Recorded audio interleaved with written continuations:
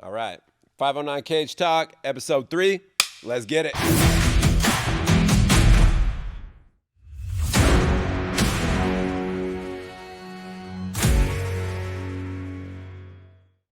Bam! Here we are again, episode 3. Jeremy Sandino, partner in crime, Jeremy Lopez, as always. And tonight, the first guest of the 509 Cage Talks, my man Jason Jordan, a.k.a. JJ, the one we've been talking about, the stories we've been fucking sharing. The notorious. The ones everybody's been asking us about. Across 2 podcasts and another podcast done earlier on Wired Watt Smart. So, yeah, we got the infamous JJ here with us tonight. We got a lot of shit to cover tonight. Of course, we're going to start out always Yakima MMA-based business news. You're here at Yakima MMA facility at 803 Summit View in the beautiful downtown Yakima, Washington. We offer all full-time training facility here. Of course, we have a full-time fight team, which is going to be very busy here coming up in the near future. I'm going to let Lopez, why don't you touch on what's coming up for our local guys here? Oh, man, it looks like August 15th, we're at Chinook Winds Casino. We got 3 on there, right? We got Ernesto, we got McKenna, we got Fernando. Fernando's fighting a top guy in the Pacific Northwest. I think we're going to turn I think we're going to turn him pro in November at Legends, maybe. Correctamundo. Same with McKenna. She's going to be going pro at Legends as well in November. And then Ernesto, he might have a fight on there too. Who knows? Yeah. Let's see. We got Alani Casino. We got a cage rental on August 22nd. Alani Casino in Portland. That's probably the nicest casino. Vancouver. Is that what it is? Vancouver. Fucking same thing, I guess. Same thing. People are still Ridgefield. shitting on the sidewalk in either city, so who cares? But Hey, man, we got. Speaking of that, remember the protest we went to? Yeah, where you were throwing fucking gasoline on the fire. I do remember that. I love yeah, poking the bear and then leaving. It was fucking awesome. It probably made my day, honestly. It was the funnest thing I think I've ever participated in for, 3 minutes? Well, all I got to say, bro, is the fucking awesome. Free Palestine while they're playing drums in Portland, Oregon probably isn't helping anybody in Palestine. But Yeah. I mean, I don't Is that what fuck- they were yelling about? I don't fucking even know remember, shit. bro. All I know is I went Yeah. over there and just started talking shit, and they just got all uppity. It was fun. Anyways, enough about Portland. That's downtown beautiful Portland. If you ever want to visit, you can participate in a. Well, I was shopping for shoes, and we just stumbled across this downtown mob in a park, yelling and screaming and banging drums, and it was a good time. But anyways, yeah, they're the ones we're gonna see in the comments later. Yeah, probably. Whatever. I don't care. Because cardboard signs change everything. Yes. Dude, of course. I know, right? Anyways, yes, Alani, the 22nd WFC, it is a very nice facility. I do like that facility, but we also have just to touch on that. November is Legends Casinos. Legends Casino. Yeah, that's where we like. November 15th, right? Yeah, I something think like it's that. Yeah. November 15th. I apologize if it's not, but I'm pretty sure it's. I'll have to November check 15th. my events calendar. I So don't have any idea. yes, so that is the plan for Yakima MMA. We touched on this the last episode, so we do have a lot of active amateur fighters right now. We still have Chance Dixon. We got Simon, Caleb, Adele. Adele's fighting actually next Friday in Spokane at TFL. Yeah. So that's going to be Making a his good little debut. match there. Yeah, he's making his debut. That'll be fun. He's cut weight and made the journey a couple times, and then just lost his fight. Yeah, his fight backed out the last round, so I kind of felt bad for him. But this fight coming up, so far so good. He looks so Everything much better, though. I'm maybe I don't know if that was a blessing, but I mean, he Yeah, looks not as so big as a much weight cut better. this time. It would have been nice to get the experience, but Yeah. he looks so much better now. This The fight first camp. one was at 45, it was a little rough, and then this is at 55, so he feels pretty good. So I think overall he's going to do really well. Adele is one of those hidden strong guys. He's got a lot of strength. He doesn't look like much, but man, the kid is strong. Flows and rolls really nice. I think he's going to do well in his debut. So I got my money on him. Of course, I'm biased. And then, we're going to gear up for that August 15th. Oh, it's not like you're show. reffing or anything. So. Yeah, I know, right? I don't care. I'm going to sit there and yell. I'm cornering.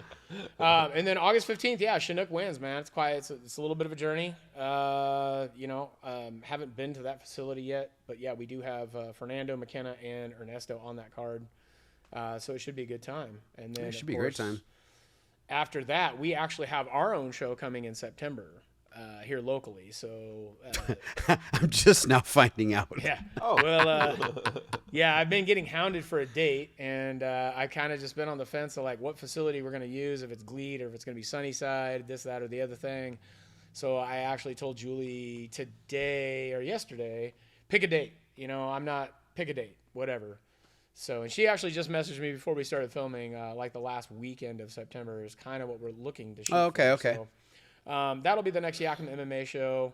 Yeah, we're looking for sponsors, so we're gonna hit up clowns like JJ, at Betterall. We really didn't even let this guy like introduce himself. Well, so- we don't want to talk to him yet. Yeah, fuck him. All right, yeah. I just brought him here. I'm to 2 say- beers in. by Homie's the over way. here getting iced out, dude, right in the Two beers center. in. We're really waiting for the buzz to kick in. I'm Yeah. waiting for I'm Yeah, waiting for yeah. him to break his I neck, was bro. kind Just of going like, back dude, and forth. when this guy starts getting white girl wasted, then we want to start talking. Yeah, let me get like 2 more beers. And It's then we're- then it's Speaking gonna of white get- girl wasted and JJ, I got a story for y'all Wait. coming up. Hold Coming on, I'm gonna coming say it right now. up. Yeah, you can't jump like that because no. I'm reminding myself. I'm First making things a first. mental marker. first things first, okay? I heard you got in trouble, or you need to clear the air. I need to clear. Oh, No, are we I gonna clear didn't, the air first? He needs to clear the air. I didn't get in trouble. I was told. You got a stern talking to. After all this shit I talked about my mom, turns out she's listening to the podcast. Oh no, you told her about it? Yeah. She found out. Oh yeah. Apparently, some She clown has commented, it all bro. over on Facebook. She probably and saw it on my Instagram and- Facebook or my Instagram. I mean, it might have been. She commented. She did want to clear the air to Okay. tell me she had to let me know Okay. Okay. she wanted me circumcised. My dad did not. So my mom kind of stepped in on my behalf. So I got a 3-inch uncircumcised dick with a really good personality. Nice. yeah. Okay, yeah. Yeah, I feel like I had to clear the air on that one. Shout out to my mom, Pam Ebelar. She works at Yakima County Assessor's Office, and she's in charge of raising all your guys' property taxes. So email her and tell her to go fuck herself. Oh my. She's not. No, she works. She works at the Sorry, county. Mom. No, Sorry, Mom. no, she works in the county assessor's office, but she's not in charge of taxes or anything. I think she does like All right. payroll Yeah. or So fucking some with shit. that being said, just as a heads up to all y'all watching. I hope my mom's not okay, watching. Anything that he says, you guys can contact him directly and talk to him about it. Yeah, my name's Jeremy Sandino, Yeah, my and name is not. No. You know what? Why does the back of your jersey say Monix when it should say pussy? If you guys haven't noticed, it's tropical night. Let's get We're tropical. getting tropical. You know. He throws punches in bunches. We traded the washing machine to get him. Fucking Ed Monix, baby. Monix. Let's go. Let's go. It smells tropical in here. That's awesome. I wish it did. I'm sorry. Anyways, I told you this episode's gonna derail. So Oh God, I wasn't We haven't even gotten expecting into it the to good shit derail. yet, It Didn't but take long. this soon. I did want to give you the segue about clearing the air for your mom, and I apologize, Pam, because hey, it is what it is, and this is your problem. Yeah. So, but let's get into it. Let's. She wasn't out there running around having unprotected sex. She's out there Yeah, like- chasing the muff around. Yep, she's probably like at home right now, being like, "I wish he ended up on my back." Oh, she's Like, punching the air right guy. now. She is. Well, she ain't seen it yet. Wait till this. She's gonna be swinging at the air when she sees. sees this. Yeah. I'm gonna sit back and watch the There, fireworks. hey, and there's shit. still time. Stanicki can edit this out if you. Oh I don't shit! know, man. We'll talk about Forgot we got an editor. We got a it. Googler. Dude, we can take anything out. or It's like a add. Timu Jamie from the Rogan Experience. Timu. Okay, I got so the Timu Hulk Hogan here. yeah, Yep. so Because evidently, I had posted a couple of little shorts on a couple of my TikTok, Instagram and stuff, and everyone kept saying, "Oh, what's up with the Timu Hulk Hogan?" And everybody loved the bandana with the oil rigs, and we both got the oil rigs today, right? tonight we do. Yeah. Because tonight, like I said, it's tropical night, so I had to wear the polarized color lenses, so I didn't wear my classics. But then you walked in looking like a fucking nerd. we had to fix that. Looks whole like thing. every Yeah. white guy in a Subaru. Like, So what I- the fuck? Anybody Well, no, that he had knows the Corvette me, gear on. Guy drove a Z06 here, and he Fucking fucking didn't Corvette. bring any He's sunglasses. got his New Balances on. bro, God like, damn. he's ready to go. I But know. no, we had to we want him. I'm like, dude, got go. my Who the shit fuck? right. Okay, Put on the okay. bandana and Who the feel it out. fuck is this guy really? Who is he really? This guy? Tell me. Who are you really? Tell us who you are. Okay, so Jason Jordan. Everyone knows me as JJ, obviously. I've been in the Valley here my whole life. Shout out to Yakima, right? Okay, so I originally started out here selling cars and stuff, and now I own 2 dealerships. I own AutoStars Motor Group and Better All Auto Sales. Fucking flexing on us. And Yeah, Oh, I'm flexing a bit of an entrepreneur. I'm a humble guy. Let me Yeah. put my dick out on the fucking Ah. table. Jesus Christ. this is why we brought him. Yeah. Okay. So You I didn't even mean, mention 6-speed. I didn't get to it yet. Okay. So I, Dude, we have so much to talk about. okay. today. Also, Shut the yes. fuck up. Okay. So I Oh, also. I got a story. Oh, okay. Go. Oh, Get out. oh my God. He's gonna hit me with something. I don't know what it is. Okay, all right. Everybody stop. Okay. Stop. Just take a deep breath. Woosah. God. Okay, all right, Going JJ. about Yes. how I Finish thought your it would. introduction. Okay, and so- then we're gonna get into the Okay, juicy yeah. stuff because Yeah. obviously Right. we're not gonna be able to contain ourselves. Okay. So Finish introducing you. let's go. Better All Auto Sales, AutoStars Motor Group. Come on down to see me, buy a car. We take good care of our customers. I take a lot of pride in that. Okay, so besides that, I own 6-Speed. My Instagram handle at Mr. 6-Speed Sir. Same thing on Snapchat, wherever you want to find me. And 6-Speed is a brand of auto parts.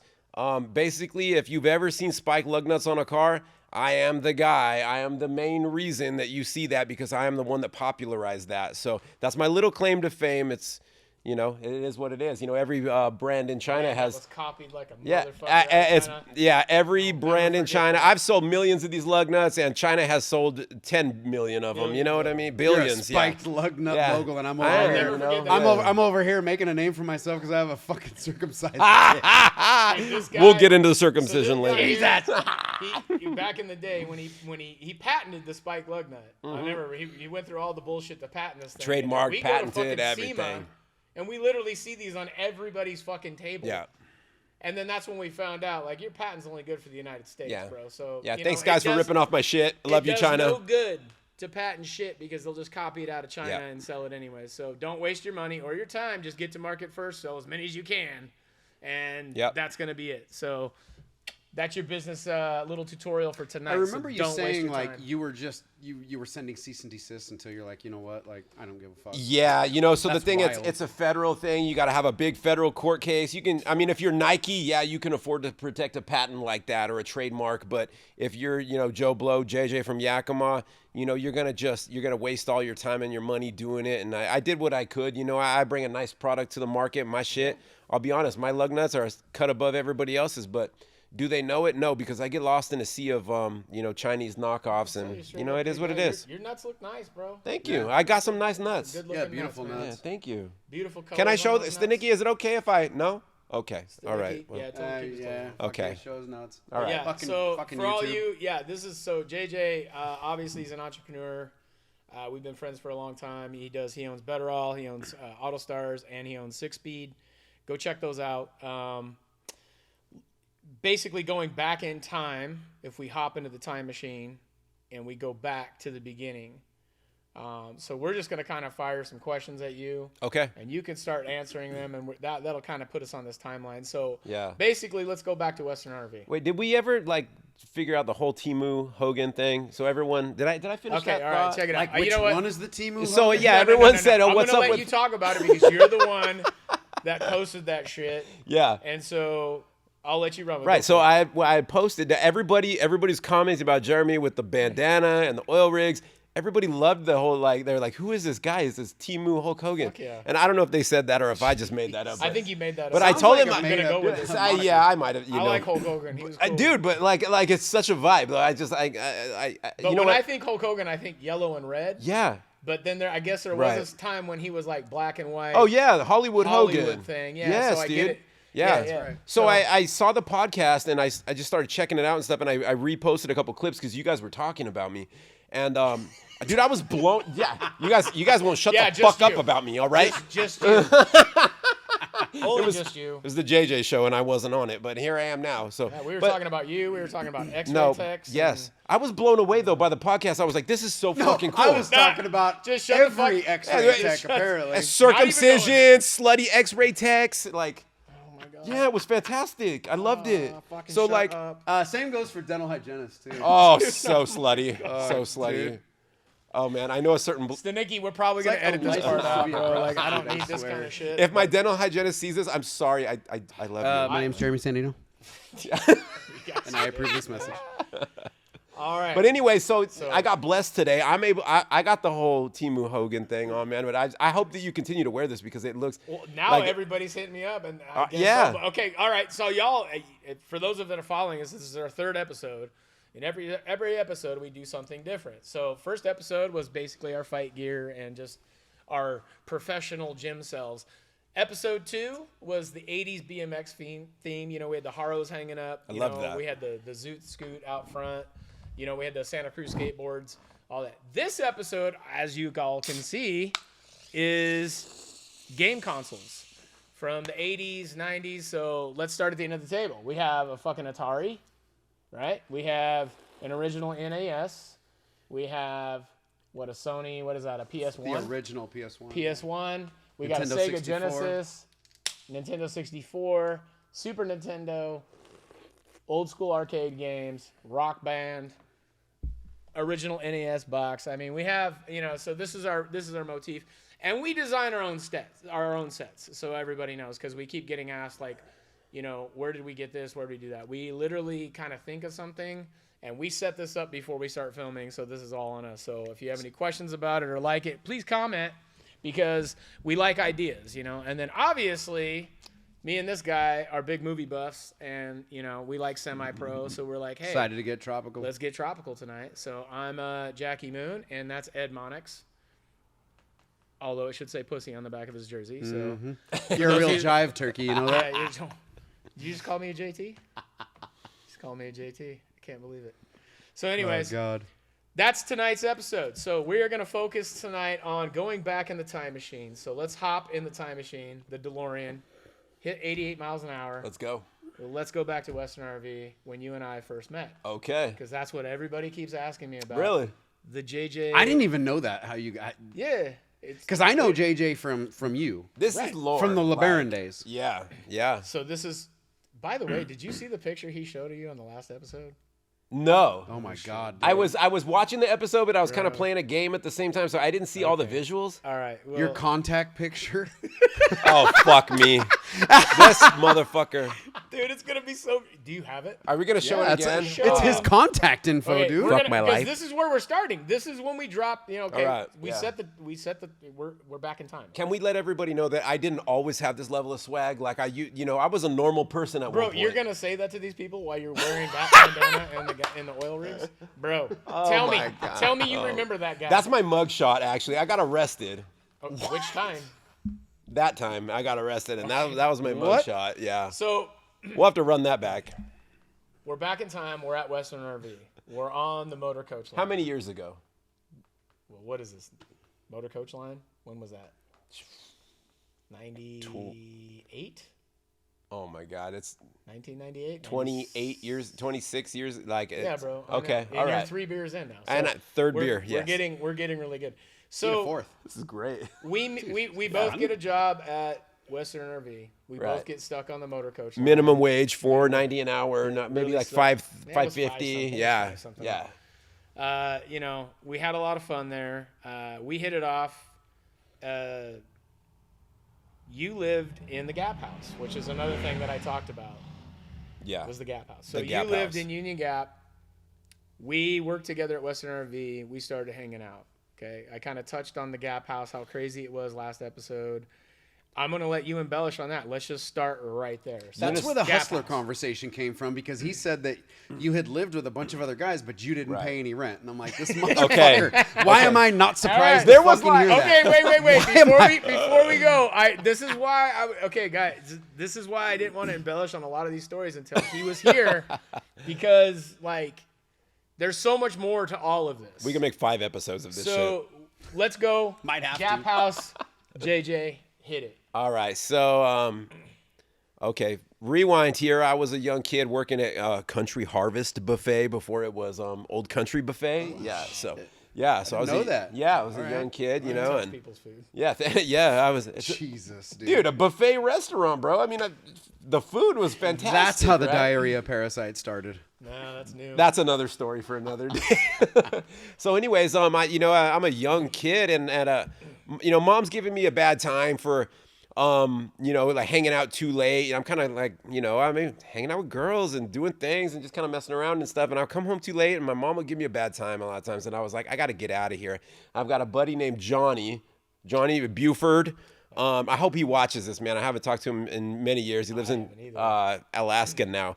But I refrain from using anybody's names. oh, Johnny's gonna love this. It's fine. It's Cool if you're if you're good with it. Yeah, they told me we don't were use names, changing but names. here we go, Johnny. We're changing names. Buford, Johnny. Yeah, we'll just call him Buford. That Buford. right? Yeah. Okay, so Johnny's like, yo, I got this deal. We can move out into this house, and you know, it's a 5-bedroom house. Oddly enough, it had a salon room, so like with the chair that jacks up when you I don't know. Anyways, cheap ass tan bed. you had a salon in it, Montgomery built in the Ward's house. tanning bed. I don't even know. It was OG barbershop. So we Before get the yeah. barbershop So we phenomenon. yeah exactly yes.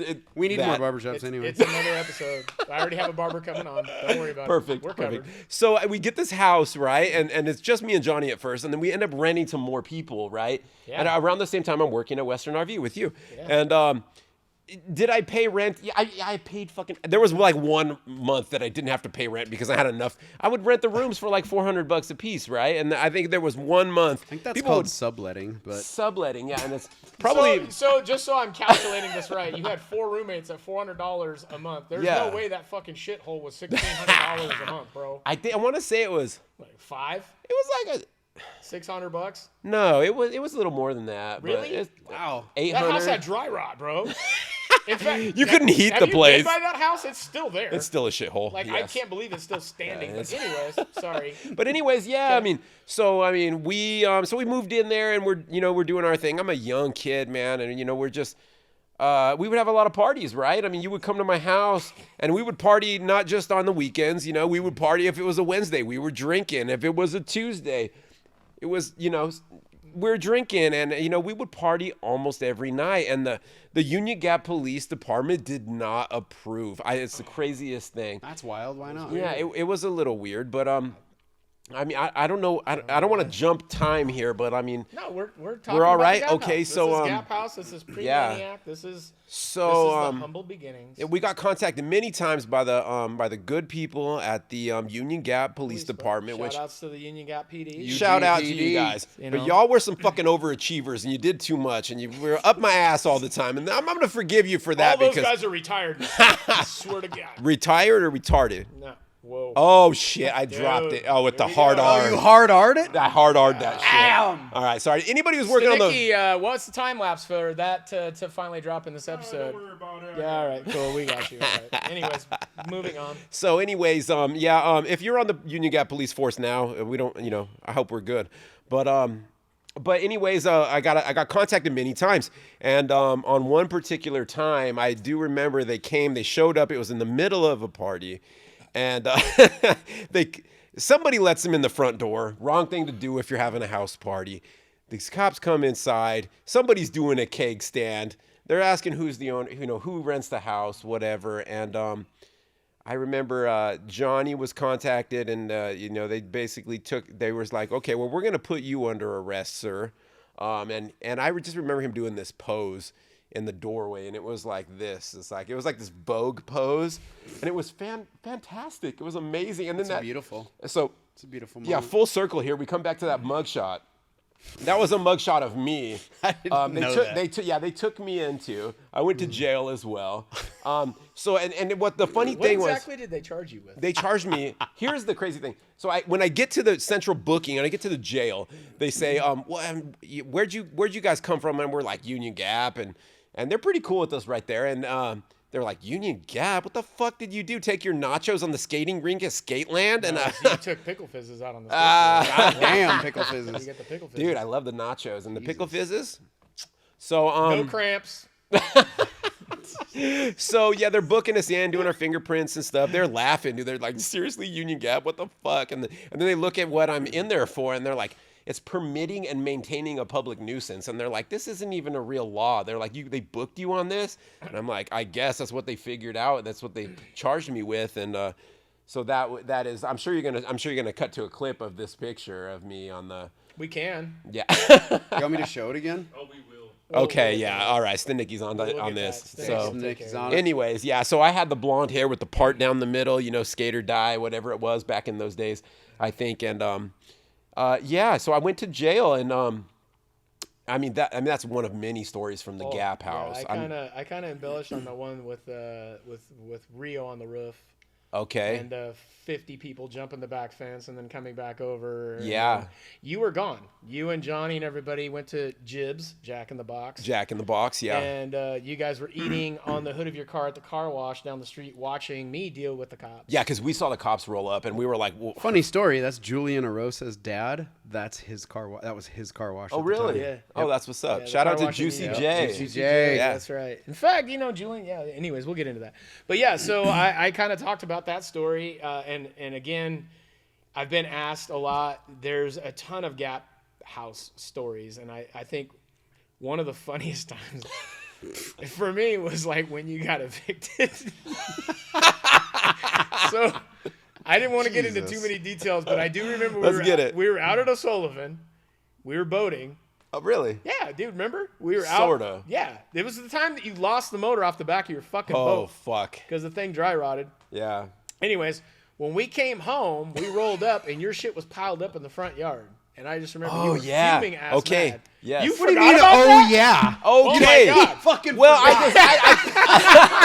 Give me a break. How do you forget that? Like, I'll never forget. forgot. Like, oh. No, I yeah. remember that. I don't remember being boating before that. We literally drove from O'Sullivan to your house, Okay, and we yeah. rolled up into your front yard, and your shit was stacked up in a pile. Yeah, I was and you like- just started losing your shit. I was like, are you fucking kidding me? These motherfuckers just went in my house and fucking took everything out. Because as legally, as a landlord, you're not allowed to do that. That's not a legal eviction. Not now. Yeah, so they stuck it in my ass. Back then, who knows? I don't even know the rules. Right, back then, but- yeah. COVID All dog I- gave renters fucking rights. Oh, bullshit. I know.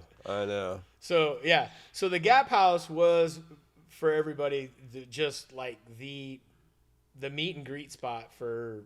Half of Yakima. It was Like, known across the valley. was- People yeah. would come to party at my house. I would roll up, dude, and there would be 40 people there, and I knew 3 of them. Like I knew him, Johnny, and then Matt. Like you had like 6 roommates. It was a great time. We had a strict rule. We didn't want no drugs in the house. Drinking was cool, whatever. But we had a great time there, man. It was awesome. It was a fantastic time in our I lives. mean, you guys lived on top ramen We did. and cup of noodles. I And remember cheap seeing beer. cases of top ramen, Shout out to Bush Light. Bush Light. Yep. Here's another one. Let's see if you remember this one. I'm sure you do. We got to talk about the hamburger. That's what we're going to talk about. So we're in the living room, big living room. This 5-bedroom house had a decent sized living room, couches all around every wall. Yep. And we're all just sitting there having this powwow. And the guys took off to Miners and got Miner burgers. And Johnny, and I believe it was Matt, right? It was Matt, yeah. Big Matt. I thought we were going to use names, but Matt will enjoy this if he's watching. I Okay. think. Oh, whatever. Matt Fawcett? No. Oh. We're not No. using his last Yeah, name. we're not using that. It There's wasn't a- Matt Fawcett, but There's a ton of Matts in Yakima. yeah, Nobody knows this Matt. Yeah. Anyways, Matt and Johnny, if I remember correctly. Yes, and sir. They got into an argument. Yes, they did. Yeah. And Matt threw it or Johnny threw it? Johnny threw it. Okay, at so yeah, Johnny got pissed off, takes his uneaten Miners burger. Which is like a $12 burger, Yeah, right? like fully A loaded huge Miner hamburger. burger. Hey, count inflation, bro. That's like a fucking $22. I mean, 20 years guys, ago. We're going Shit. back to 1998, Oh, fuck, bro. sorry. Things were normal. Started getting Back in fucking the heated. 1900s, dude. So he takes this Miner burger in the middle of this heated argument. There's what, 10, 11 people sitting there in the living Oh, room? yeah. And he Yeah. hucks this Miner burger Just- across the living room right at Matt's face. And Matt does like the dive out of the way and it just splatters all over the wall. No. Hold on. This cheeseburger, huge cheeseburger, it flies through the air.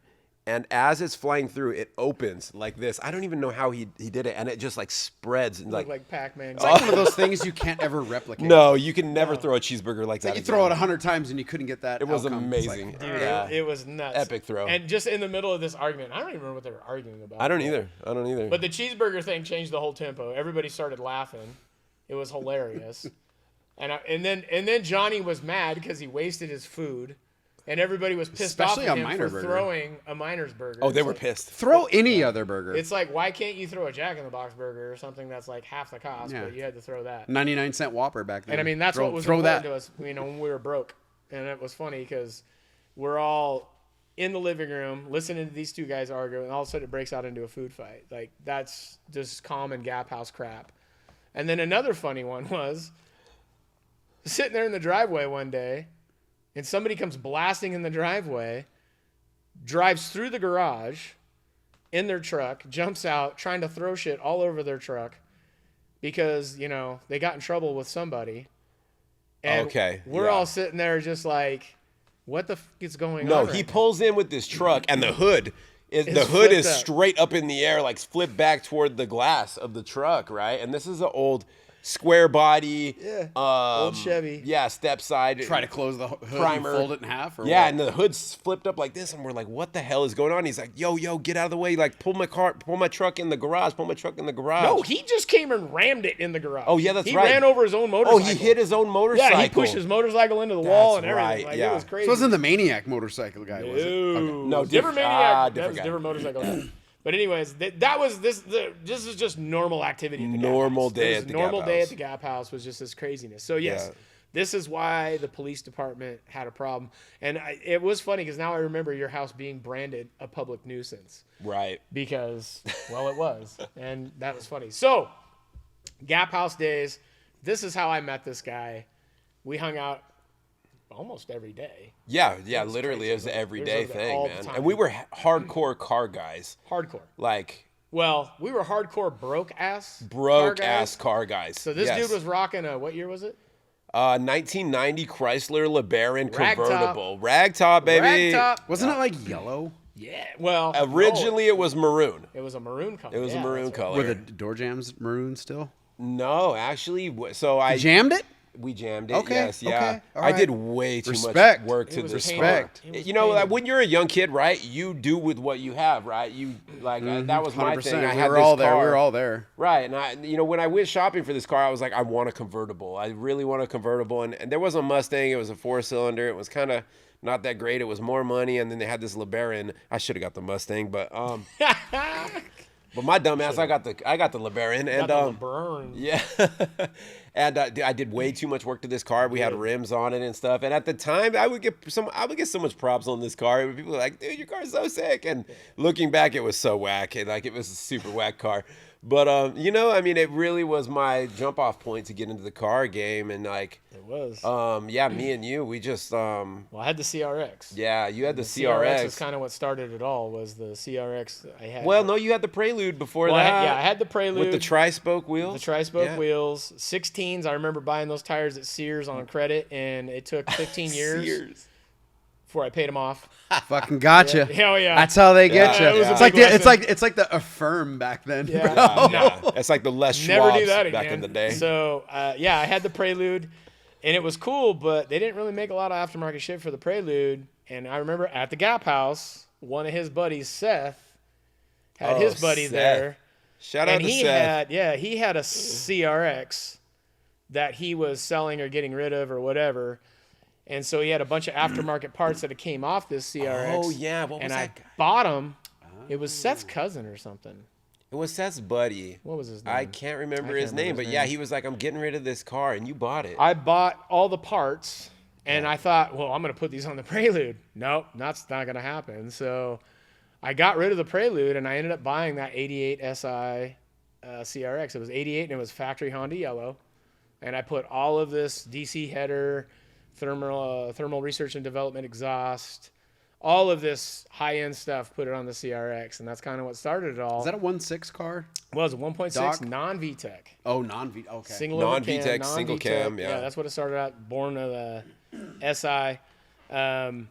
Great little car. I love the Prelude because the flip-up headlights. That was dope back in the day. But then the CRX, I had to have the moonroof, so I got the SI.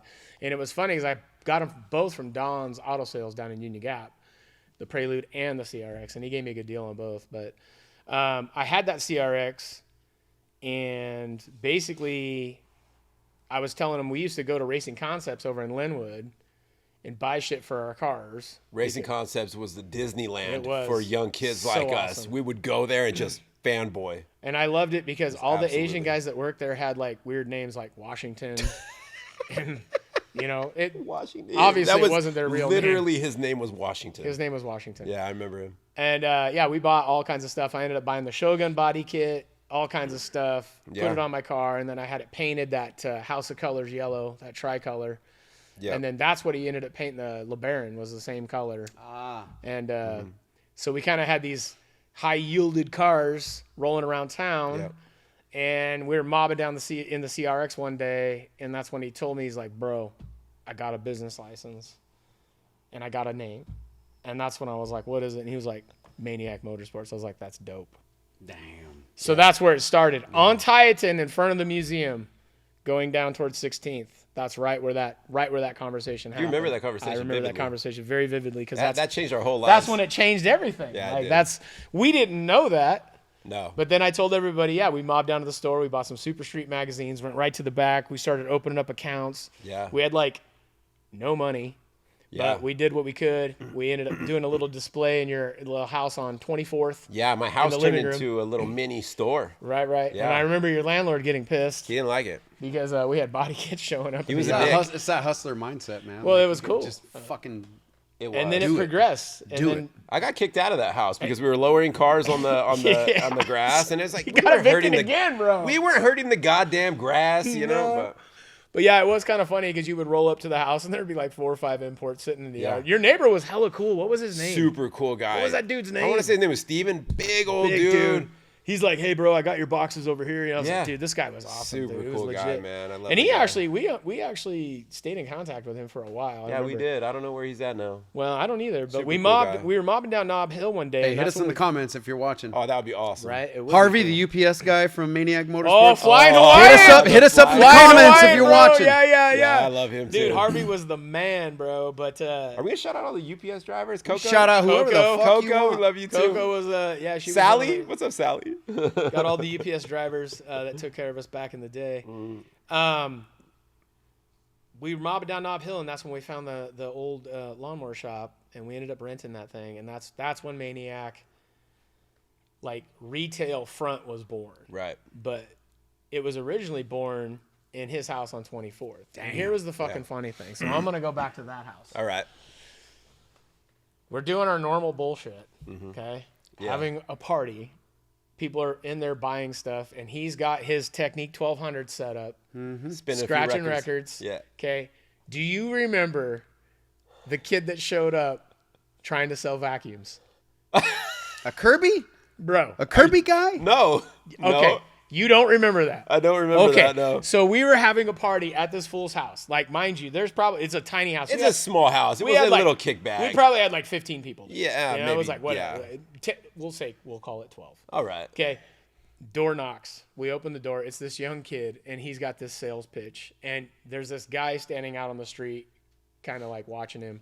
So we're like, you know what, bro? We're going to, come on in and show us your demo. Okay. This kid comes in. Clean this bong water off this road. Bro, pretty much. This kid's like doing this thing on the I carpet. kind of vaguely remember this now. And Yeah. everybody's like just drinking and bullshit and like not And we're paying watching really this dude attention clean to my him. And carpet. we're just kind of watching this kid, and we gave him a beer and he's all, and he's like, bro, I'm gonna get in trouble, dude. I don't know how old he was. I think he was 21. But anyways, Yeah. I don't think he was 21. No, but probably. I don't. Think anyways, this kid, he's kind of like, he starts having a kickback with us, because he obviously hates his fucking job or whatever. And, but he's got to do all these demos, and whoever was out there watching him was basically, like whoever, like his boss or whatever. So we're in there doing this kid a solid, letting him do his demo while we're having a party. Okay. The kid's just kind of like hanging Yeah. out with us. We're scratching records. We're doing our thing. Anyways, kid shows us all his bells and whistles on this vacuum thing. And, I felt bad for him because I have a personal relationship with this Kirby bullshit. Okay. So I kind of tell him, yeah, that's cool, but we're really not interested. As you can see, we're broke anyways. And the kid's like, no, it was cool. So he ends up leaving, doing his thing. That was hilarious because nobody gave two shits about this kid doing this demo. Yeah, but he took a couple spots off my carpet. But he did. Yeah. He Yeah. hooked it up. And Yeah. it was cool because we kind of helped him out.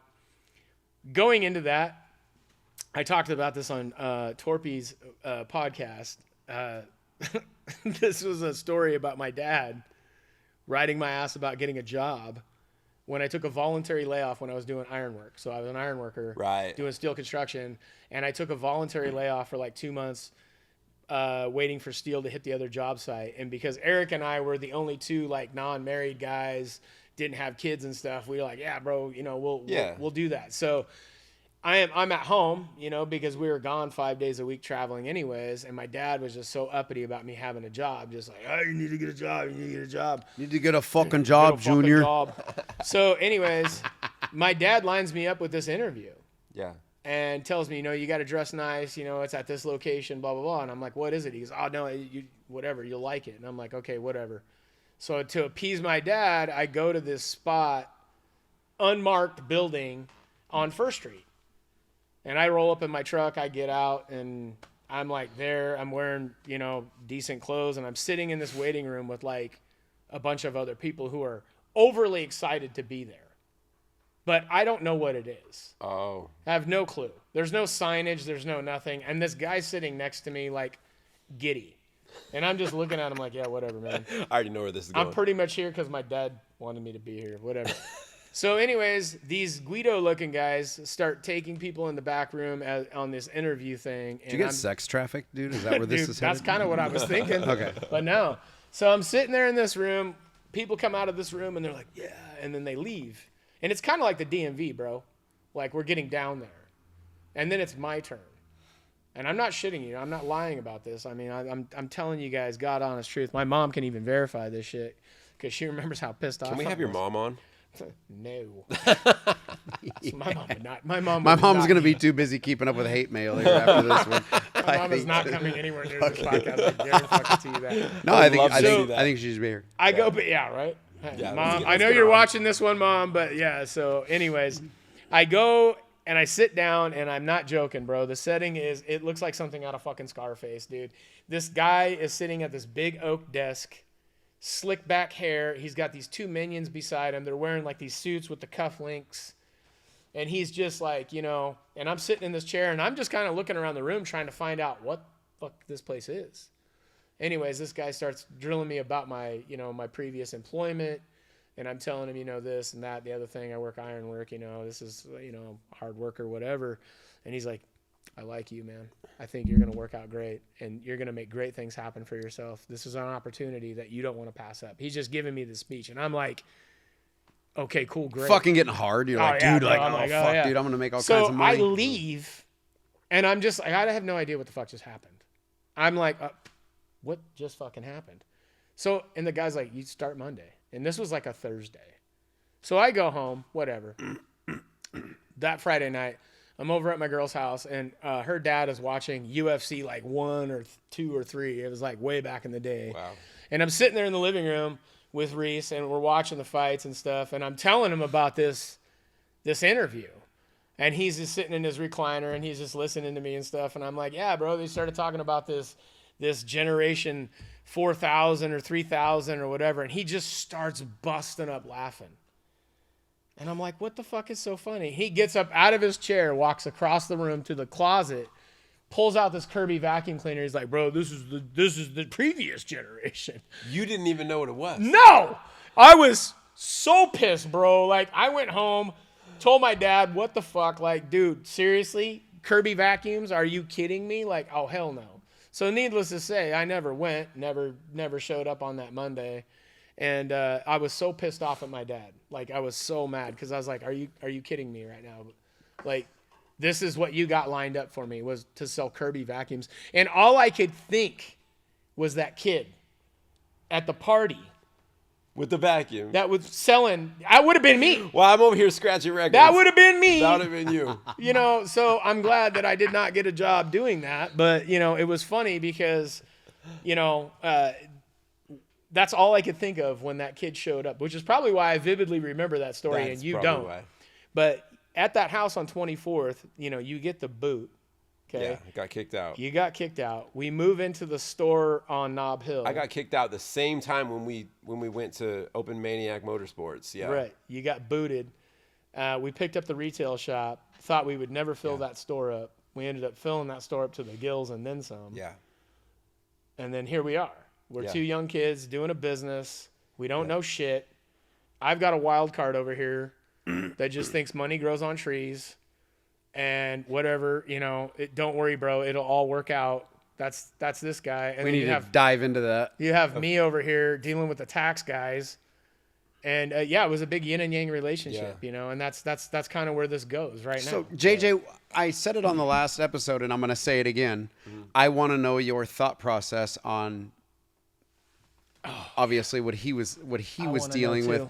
Okay. and what you were dealing with. You didn't seem to have a care in the world, Um, and obviously that transcends into business tell. today.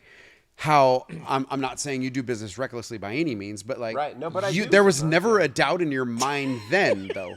There mean, I was do. there I'm was good. never a doubt in your mind that you were going to make that money. So walk me through that. Okay, so you know, I'm you know, normally I'm that glass half full type of guy. You know, I'm an optimistic guy, and I tend to be bullish about business deals and stuff. And you know, I mean, you know what they say, scared money don't make none, right? So if you're not willing to risk some money, and people sometimes they think everything I touch turns to gold, and that's what they see, but they also haven't seen my failures. So my failures don't last long. You know, you got to fail fast sometimes. So I like that. Fail yeah, fast. yeah, you got to fail fast. When you realize that the ship is sinking. Sorry, 3 beers in. When you realize that the ship is sinking, you know, you got to get off. So you don't want to chase things too far. Yeah. So I mean, I've tried a lot of things, and trying a lot of things, you find out the things that work, and then you stop doing the things that don't work. So, yeah, I mean, that's the thing. I mean, You lifelong hustler though, man. Even like Yeah. I remember you had a fucking kiosk in the mall selling sunglasses. Like yes, you just smell money. yes. It doesn't really matter if it's an import car. It doesn't matter Yeah.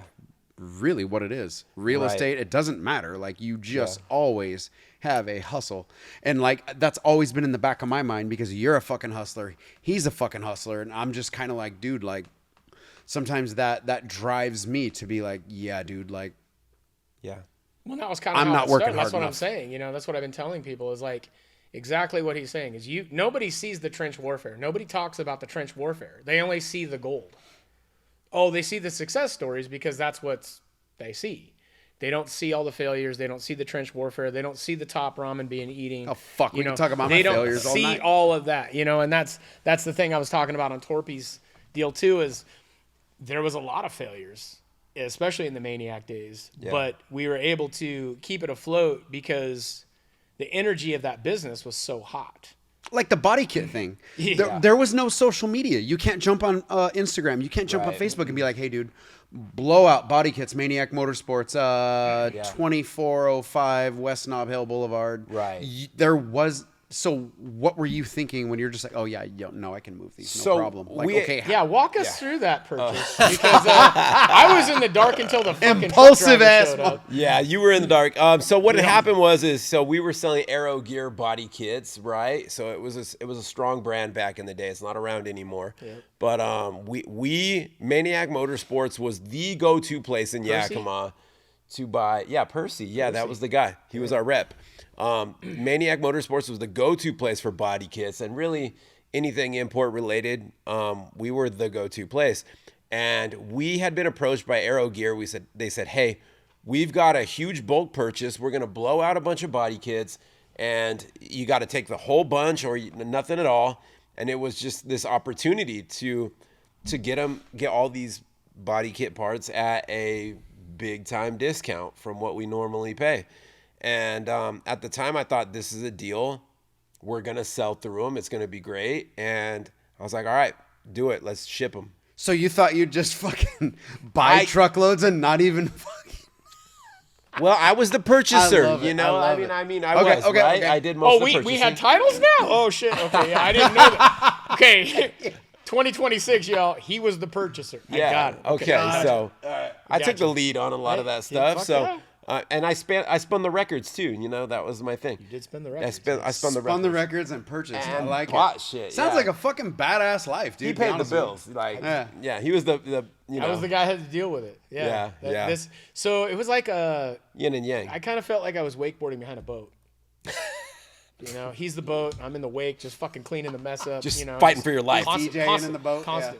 constant shit. It was constant. Like, but it was like that all the time. The body kit thing was probably the biggest purchase, like, that I was like not in the know. Right. And I'm not going to defend myself for that. It sounded good at the time. And then when it showed up, it was a whole truckload. It was a 53-foot trailer. It was a 50. Yeah, it wasn't According even to Sandino, you weren't even there when it got I wasn't there. It wasn't I was even there.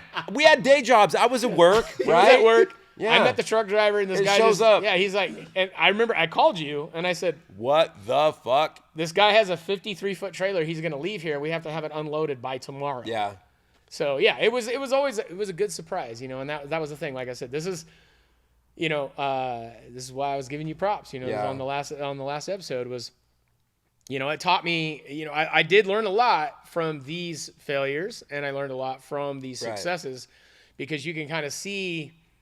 No risk, no reward. Like I tell Yeah. the guys when they talk about the real estate thing and all that, and I said, well, if you don't swing the bat, you don't hit the ball. So Right. if you step in the batter box and you always step back out, don't plan on getting a hit, because you've got to swing, you got to take the risk. Right. Maniac for both of us, I think, was like a huge. It molded us who we are today, because that business, Yeah. running it so young, learning all the pitfalls. Like for me personally, I learned about taxes. Yeah. The do's and don'ts. Purchasing in bulk, the benefits, because that was Managing always employees. You guys completely just fucking skipped over that, and that was what employees. Joey Mendoza, fucking those weren't Maniac employees. Joey. No, those were Chris called, Adamson. Those were called groupies. Chris. They just hung out, bro. And no, I'm just kidding. No, shout out to Yeah. Joey. I hung out too. I think I just melted R.I.P. your Chris. fucking computer. Chris. I just Chris. melted your computer with LimeWire. Chris but- passed away years ago, but yeah, R.I.P. to him. Chris Adamson was a real. He was one, he was a dude. fun He was kid, a man. real I really dude. like that kid. Yeah. But no, we had a good time. The vibe in Yakima was fucking solid, bro. Like when that import game, you got to remember, we were import game before Fast and Furious, like I told you guys. We were pre-movie. So when that movie hit, which by the way, July 16th, I heard in Sunnyside, they're playing it. Oh. And they're having a saw car that. meet. We should. I was gonna bring. I have a So- loaded bottle of nitrous, and I was gonna bring it, and I was gonna fucking blast off nitrous every Nitrous time hits? Every time you guys said Maniac Motorsports. Oh my God. Should have brought it. So Damn it. here we are in the midst of Maniac before Fast and Furious hit. We're sitting on this ticking time bomb of just we're trying to keep up with it, because it was getting to the point where it was like we were making in sales, hitting close to like $1 million in sales, and $700K, and trying to stay on top of all of that was,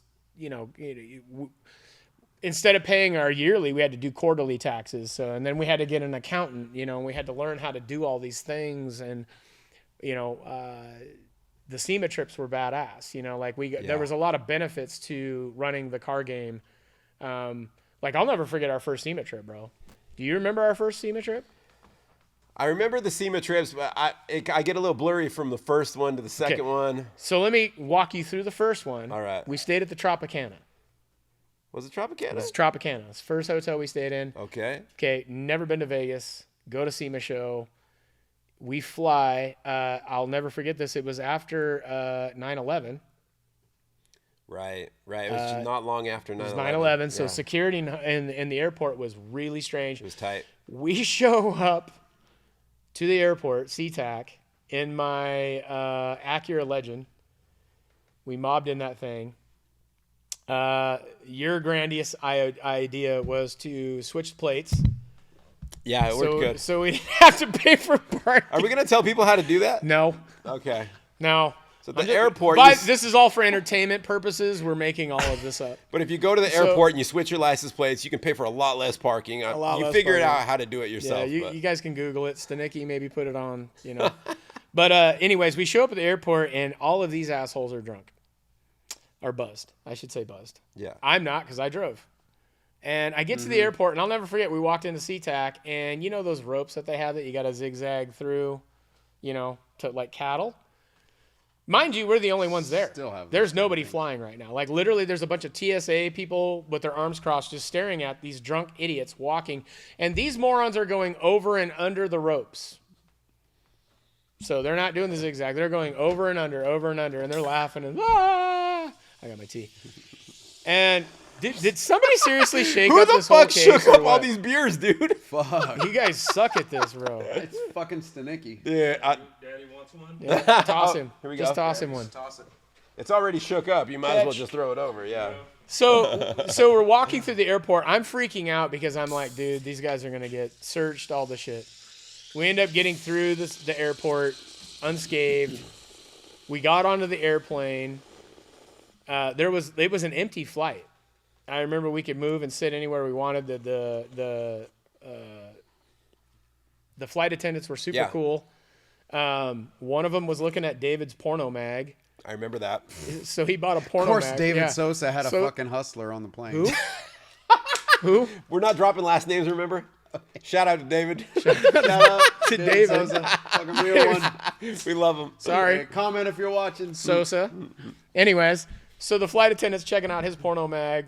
We're having this the Literally weirdest- page by yeah, page. yeah. She's like, She's this is actually like reading the articles and shit. Like it was weird. Anyways, we get to Vegas, bro, and mind you, we've never been to SEMA. We've never really experienced Vegas. We get a fucking rental car. It was a Mitsubishi Galant. yeah. And we were supposed to get a better car, but that's all they fucking had. That's what they had. So we were packed in this bitch. Like, there was 5 of us, right? There was you, me, Yeah. Joey, Chris, Sosa. Right. Yeah, we're all packed in this Galant. Anyways, the week starts. Okay. First day, we wake up bright and early going to the show because we're responsible. We're going to go to the show. Of course. We get to the show. First time ever being at SEMA. We're just overwhelmed. I don't know. For those of you that have been to SEMA and know what we're talking about, you know what we're talking about. For those of you that that have don't, been to Vegas, what's a CBJ? Oh. That's what I don't know. That was next Are to we- a VJ. But anyways, the answer's no. The answer's no. Okay. $400 CBJs. So Fuck that. anyways, I'm probably gonna regret bringing this fucking story. You are. Anyways, Yeah. we're You don't know what a in- CBJ is? Hey, Stanicky Google tell it. him 6-speed. Go Tell ahead. him. Mr. Six Speed, sir. So apparently a CBJ is a covered blowjob. Oh, okay. And they charge $400 for that in Vegas. So if you ever want to really, That's 20 years ago. well, 20 years ago for inflation, it's probably an $800 Probably blowjob with $1,200 a now. Yeah. rubber on. Yeah. I don't So even. Okay. Can't help but to overhear your sarcasm there. Yeah, that's worth it. Anyways. Yeah. So we. ask. And if you're not we- circumcised, it's 900. oh, because you have your own rubber. It's built in. You got your own hood. It looks like an anteater. Yeah. So we go to the show. We hit SEMA the first day, and of course we're overwhelmed. We're looking at everything. You're walking for miles and miles and miles. We go out that night. We end up hooking up with was it Donnie? Not Donnie. Was it Donnie at Vale? So Donnie at Valeside owned the S2000 that was in the first Fast and Furious movie, right? Wasn't that Donnie's car? yeah, that sounds right. Okay. Yeah. So, anyways, we end Yeah, up the in black SEMA. S2000. The black yeah. S2G. We end up in SEMA, and we hook up with one of our vendors, Hung. Right? Hung, and his crew. You hooked up with a guy named Hung? That's Yeah. all I got out of what you Yeah. just said. It's not gay. In Did it Japanese hurt? or So whatever language. we're mobbing around with these guys, and there's a whole squad of them. You know, there's like 10. Yeah. And they're all like dressed to the hilt. Yakuza looking Well, type. so yeah, something. moving around, we're mobbing from casino to casino, and these guys are betting like thousands of dollars a hand on craps. Okay, and they're like, "Oh, you want in on this?" I'm like, "No, like absolutely not." So I'm sitting there, we're just kind of like following the crew, you know. We're like, "Yeah, these guys bought us this major dinner. Like, we're hanging out with these guys. They're super cool. We know them from business, but we don't really know them." I remember we went to that club, and there was a line out front, and Hung or one of his guys made like a call, and then Yeah. this Russian dude came out Yep. from the club, grabbed us, walked us around behind the club, let us in through the back door, gave us this private table. Who was the DJ there that night? It was Funkmaster Flex, yeah. Funkmaster Flex was Yeah. there having like a private party. We've got all these bottles at this table. We're having a good old time with these guys, not really knowing who they are. And I just remember all night just being kind of nervous. And I'll never forget, we were at that club, and this guy came up to me, and he's like, "Hey, do you guys know who you're hanging out with?" And I'm like, Oh, really? yeah. I don't remember this. He was like, you guys might want to be careful. And I was like, what the fuck does that mean? And he was like, well, you know, these guys are kind of affiliated with some Top level dudes. some people. And I'm Yeah. like, well, they seem cool to us. You know, we're just these dudes from Yakima. Like, I have no idea. Yeah. So, yeah, I remember palling around with those guys, having a grand old time. And then we ended up not making, well, we made the show at, noon the next day? Yeah. We Like, drove we our were ass hella out. late. Yeah. And then the third day, I think we made it for like 2 hours. And then the fourth day, we were like non-existent. So it like slowly declined throughout the SEMA show. But one thing that I'll never forget, because the rental car was in my name. Yeah. So can I just talk about the way the driving was? So Jeremy was driving pretty much everywhere we went, right?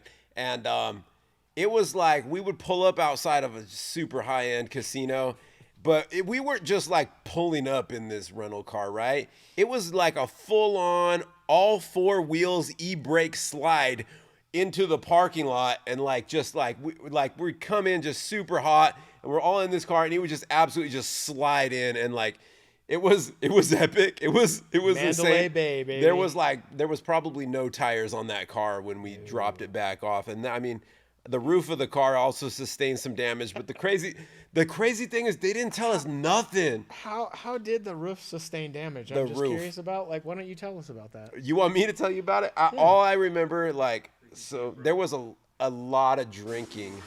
What are you doing? I was taking a piss. Type of gay shit going on.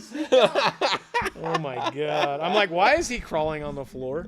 Thought I was in a White Snake video. Oh shit.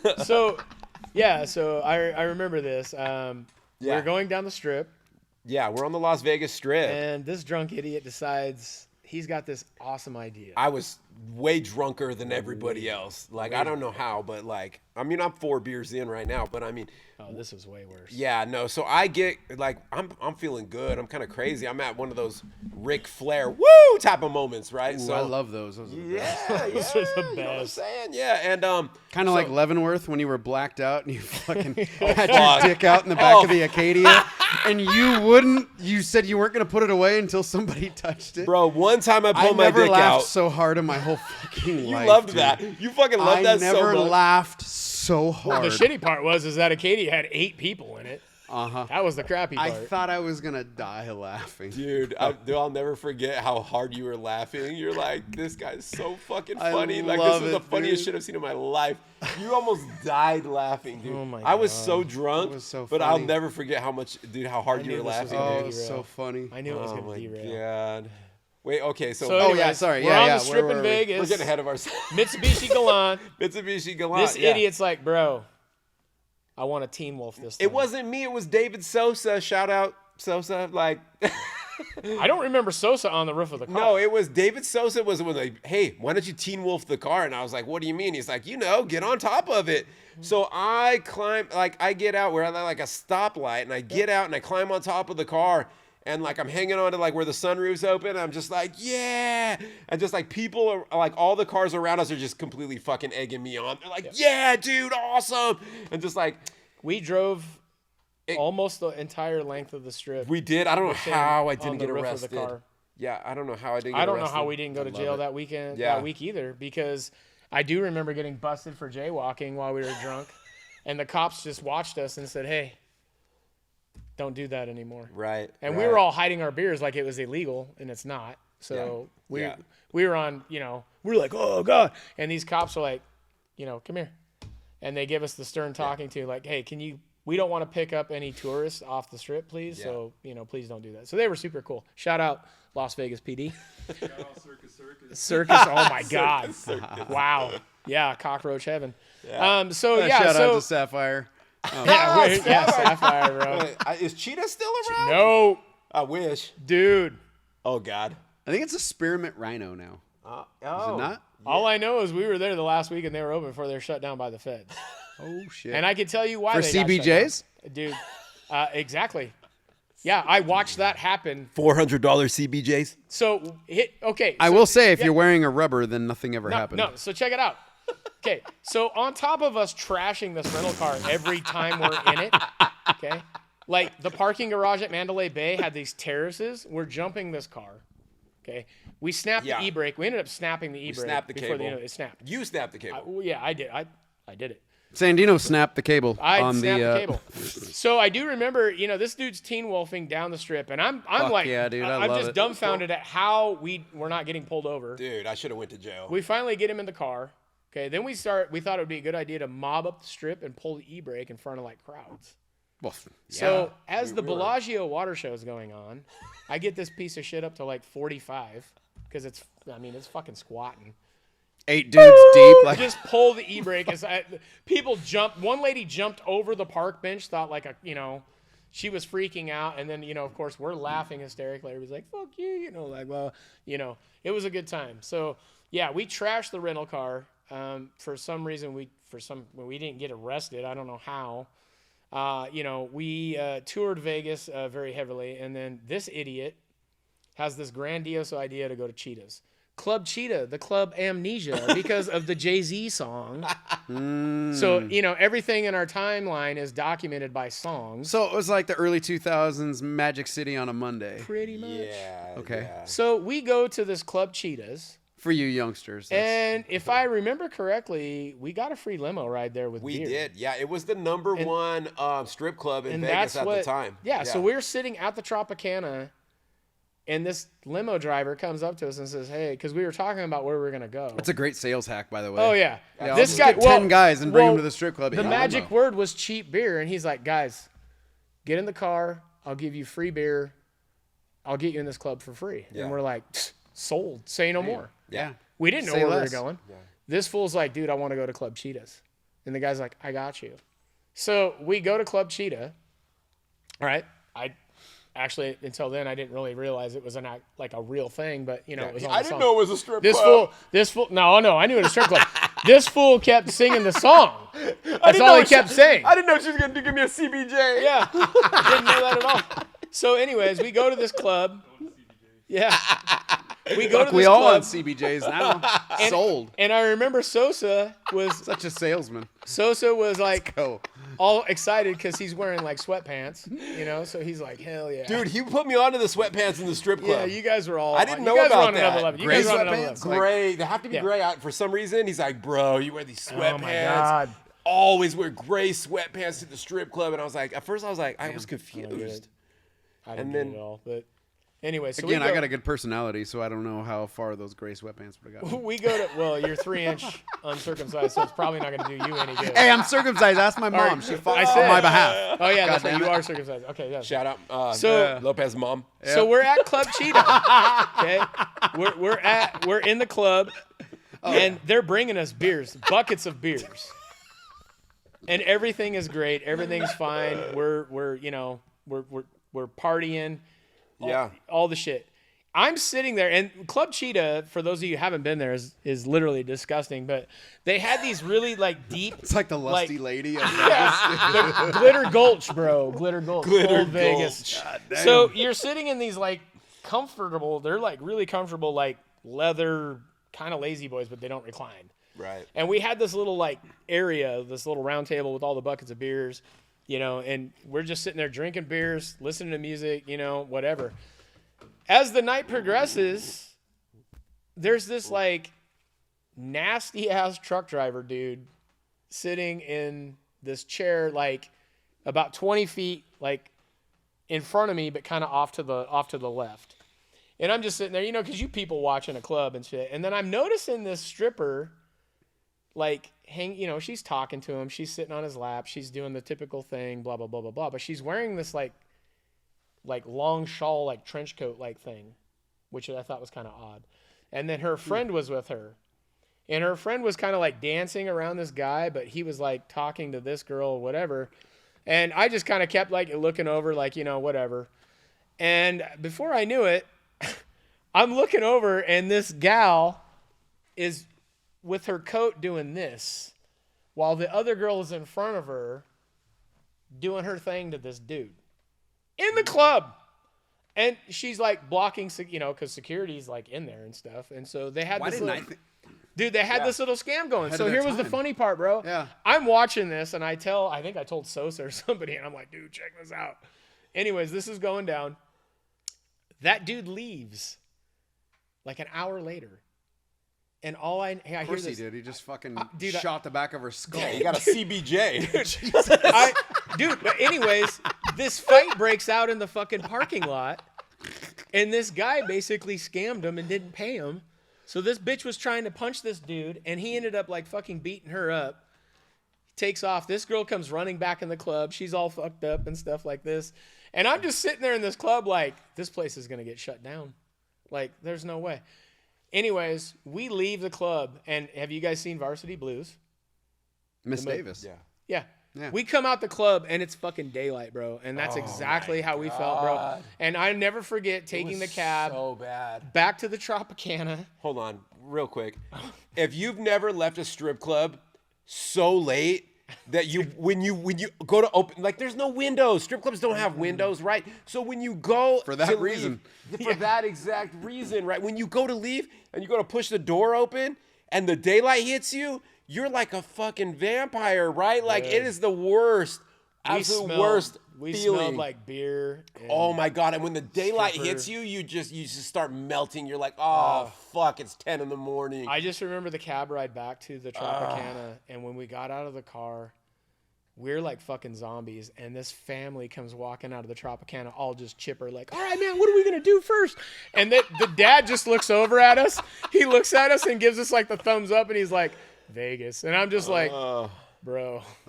So bad. Like, we moseyed back to our room. I think we slept most of the day, and it was just the most, I mean, I felt like shit. But I do remember we had to leave the next day. And remember, our flight got canceled because our airline went out of fucking business. Oh, yeah. And so Yeah. we were like scrambling to get our flight. They like put us on some other airline. Yeah. I'm sitting in the hotel room watching the news. And guess what strip club's on the news getting shut down by the feds? Oh my God. Club Cheetah. Wow. Like 2 days later, I was like laughing because I Part was of like, history. Right? Too many CBJs happening in the club. Shout out to Jay-Z, big sponsor of Club Cheetah, the Club Amnesia that nobody remembers. So yeah, that was one of our Vegas SEMA trip stories. There was a lot more involved in that trip, but that's as far as we're gonna go with that. We're not talking about anything else. The show was cool. We learned a lot in business at SEMA, when we met all these reps. Yeah. We come back to Yakima with this hopeful like ambition of how to get bigger, because now that we've met all these people, it was so easy to do business back then because we didn't have to do buy-ins. JJ, wasn't it you that had the holodeck? That you could holla at people? The Rolodex? Full of numbers is the holodeck? I swear that was you. One of those? We call it the Holodex. Yeah. Holodex, Holodex. The Holodex. God damn. But we came back from that first trip just like on cloud nine. Like, dude, we've seen like the industry at its fullest. In sets that movie. Fast and Furious hits the market, and I just remember like the market exploded like overnight. Yeah. Our industry went from like hot to like scorched earth. And here we are again. I mean, how old are we? 20? Yeah, we were young Like guys. 20? We were like 21, 22-ish. Like- yeah, young guys. Yeah, learning how to juggle this thing. Yeah, and at our age, no one else had like a business. And like here we were we're working our ass off at it. it was crazy. Yeah, we invested a lot of time and effort That was into networking before there was networking. Yeah, it really. was social media Like- in your like live. Because Pretty much you were there all the exactly that, time. Like, dude, okay. I had my wrist rebuilt because I was a meat cutter, and so I was out of work for 9 months. Yeah. So I couldn't use my right hand for anything. Literally nothing. Yeah, you I were couldn't like- even wash my dick really fast Oh, because I had a titanium plate in it. So Wow. I had nothing else to do. So I just went there every day and Can just you fucking do it? Can you do it now? chilled. Does it work now? I sleep with a stranger now, dude. Fucking left hand, dude, bro. God damn. So, again, Not that's so hard how I thought I that's had how you cerebral got into palsy network, one time. You know? You were the big Toyota it's like guy. fucking paralyzed. You were the big Toyota guy. Oh, you know? yeah, yeah. At the shop all the Big time. You sponsored me, dude. You guys, Yeah, I we had the sponsored Alteza you. taillights. I had Yeah. the dancing. You would roll Reverse to Apple lights, Blossom yeah. with us. I mean, we went to we put on our own autocrosses at the Sun Dome. I've still got a trophy. I should have brought it. Shit. I've got the autocross trophy. Do you remember the street glow off we did at YVC? Yes. The car show yeah, blow it was off? a great car That was show. We awesome. had such a good time. So cool. And that was cool because we had all these juggernaut brands before they were like big marketable brands. It was crazy. And God, looking Street back Glow on it was now. so badass, man. It I was remember huge. I had red underneath my truck because Yeah. it was black, so we actually stacked 2 kits. And I mean, I just shit was remember dope. for us being such a small company, we had just a huge inventory lot, like pallets. And that was this guy. Like, I remember the muffler thing, the high flow mufflers. Right. We weren't going to buy 10 because it was like, what, jobber price and this price and all Yeah. this crap. And Oh you're yeah, like, they give you the jobber Yeah, price yeah. when you buy like We're 1 like, through 5 or something. this guy's like, Yeah. no, bro, we want a pallet. Yep. And so we buy a pallet and they give us this awesome break. So like we got mufflers for like $40 a piece. He was Walmart. $30. That's what he So was we doing. did this huge blowout sale for $99, where everybody else was selling those things for like $149, Yeah. $169. We were $99. Yeah. We came through with good prices. And you know? so yeah, that's exactly when we learned like the Costco theory. If you buy in bulk, you can sell at a much cheaper discount. You know, and being young entrepreneurs are like, dude, but it takes money to make money. So Big time. the good thing is this hot business kind of catapulted us, you know, to do that in that industry. And that industry really took off. And we met a lot of really cool people, man. Like, and we had a lot of really good times. Like the Technique 1200 table was like a classic staple in Yakima. Yeah. They would show up at the shop, dudes spinning records. Yeah. I would come into the shop on Saturday morning to open because nobody else was there. Right. And I would spend the first hour cleaning the shop of beer and crap. My bad. Every I time. remember I was like, dude, it looks like somebody had a fucking party here. Dude, Like, oh, It's a JJ miniature did have party. a Okay. party Yeah, here. that's what imagine unlocking the door. You're opening at 10 and you have people waiting outside. And typically it's people with their parents because, you know, they're going to buy shit. And they walk into a frat house. That's pretty much, and I'm like, yeah, excuse the mess, you know, and Yeah. what do you say? When right? you own the business, you can do what the fuck you Yeah, want. pretty much. Yeah.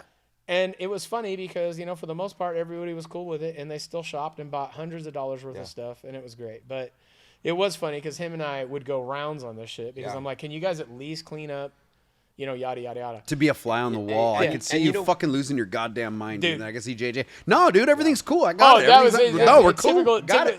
That, bro, dude, we'll take care of it. Yeah, right. Hey, but you know what, too? I want to just say one thing really quick. Like, a lot of people, they say, oh, well, your friends, they should come and pay full price and, you know, they shouldn't ask for a discount. My friends have never had to ask for a discount, right? Your friends have never had to ask for a discount. When they come, we roll out the red carpet for them. We always did. We always, Hooked you 'em know up. what I mean? We always hooked them up. And, you know, we always lived by 100%. that. Yeah, like, I mean, and it might not be a huge discount or whatever, you know, but, like, always my friends would get a preferential treatment. You guys And always hooked me up, so Yeah. I made sure I brought everybody I knew. Dude, they you didn't did. go anywhere else. Well, the dude. stickers were everywhere, bro. Yeah. In Oh, fact, I everywhere. remember mobbing friends. Yeah, of the ours- swastikas. Yeah, the swastikas. Yeah.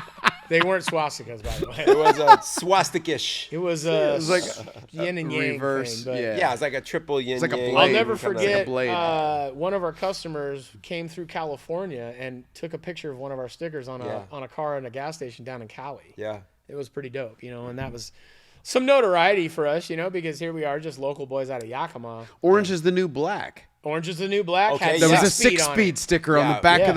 of the door. That Yeah. was crazy. Somebody had sent it to me, and I actually have in my office at AutoStars, I have like a big framed like portrait of it. poster of it, and it shows where the gal from Orange is the New Black is opening the door, and there's a 6-speed sticker on the store on the so door. sick. So and dope. it's so cool. I man. saw it. I was Yeah. like, what? I know. I was yeah. watching the show and I caught it. Yeah, I'm like, pretty 6-speed cool. actually they sell a lot of our stuff in Japan, so it's cool because I'll be just like scrolling through the internet and randomly see you know, our stuff on cars in Japan, which Japan is like the homeland of the whole import scene, and you know, I'm humbled every time I see people using my stuff, and I love it, man. You know, I love the car scene, and you're knee deep in the car scene too. You know, I mean, just kind of on a different way and everything, and you know, I love it, man. Like, we're all car guys, really, at the end of the day, and it's just Well, so cool. that's what brings me back. Like every time, like I was talking about that with Josh too, is like cars are like our thing. Like Yeah. like anytime like there's a timestamp in all the periods of my life and it has related of some car that I had Yeah. at that time, you know, that's why people collect cars, you know, Yeah. it's like my dad was a big Camaro guy. So all first gen Camaros Yeah. will always be like sacred, but you know, like the CRX Yep. was One of the that. last times I saw your old man, bro, like was right over there at that front desk, and Yep. I wasn't paying any attention to what was going on here. I was just talking to George, and he was talking about how he had I think a 67 or a 68 Camaro 4-speed. 67. And he started racing a guy up on the Knob Hill overpass, and you were in a fucking baby seat, dude. Yep. In a child seat, and like Bob, the It's in your blood. yeah, Dude, I it was was a like, 67 hell yeah, all right. SS 396 Let's go. 4-speed car. It was Let's butternut go. yellow with the black hockey stripe on the nose stripe. It was called the Gas Hog. That's what he Yeah. met my mom in. Was the 67 Bro, SS everybody- 396. Conceived in that thing, or Everybody's what? mom, Maybe. bro. I tell you what. I can tell you right now, though, I had a lot of memories of those cars because my dad shit street racing. That's what he did. Dude, we passed somebody on a My tam dad, same thing, bro. on the shoulder in his 71 split bumper. God Because damn. this dude was being a dick and he just fucking blew around him on the shoulder. And I remember I was in the passenger seat just like yelling, like, you know, and my dad's like, fuck you. And he just fucking slams gear past this guy. This guy's all chasing Good to know us. you're a second generation road rager. Oh, fuck bro. yeah, dude. I'll tell you what. Yeah, bro. We Fuck sent around. him home in a 68, fucking fuck around and blowing find out. rubber, didn't we? Yeah, we did. Yeah, that was we the had him best. in the passenger seat fucking Sure the melting the fuck tires did. off that Sure the 68. fuck did. But yeah, so cars are like a big marker in my life for me personally, you know, and even today, you know, like all of us have like badass cars. Wait, hold on. Can we talk about your stable, your paddock over here? Because paddock. Jeremy has some of the sickest fucking cars in Yakima. Yeah, he Both of does. these guys, these guys got some nice cars. Jeremy has a slammed Silverado dually. Well, it's before they even called it a Silverado. It's a slammed Chevy dually yeah, crew yeah. cab, right? 93 quad This cab. thing just lays frame. It's just fucking badass. I got the It's canopy for sale on it. too, by the way. Okay, with the Oh, got them forces too, Got the baby. American Got them forces, full-on yeah. Fucking wheel of firm. Okay, wheel of that's firm one fucking car. financing. He's got the 10 lug converted. Yeah, it's a bad boy. He's got the Lamborghini Gallardo. So if you've seen the yellow Gallardo in town, that's him. If you've seen this black SS, right? It's 64 SS? rag. Yeah, 64 rag SS top. rag, yeah. This is my dude right here. I mean, this guy's yard.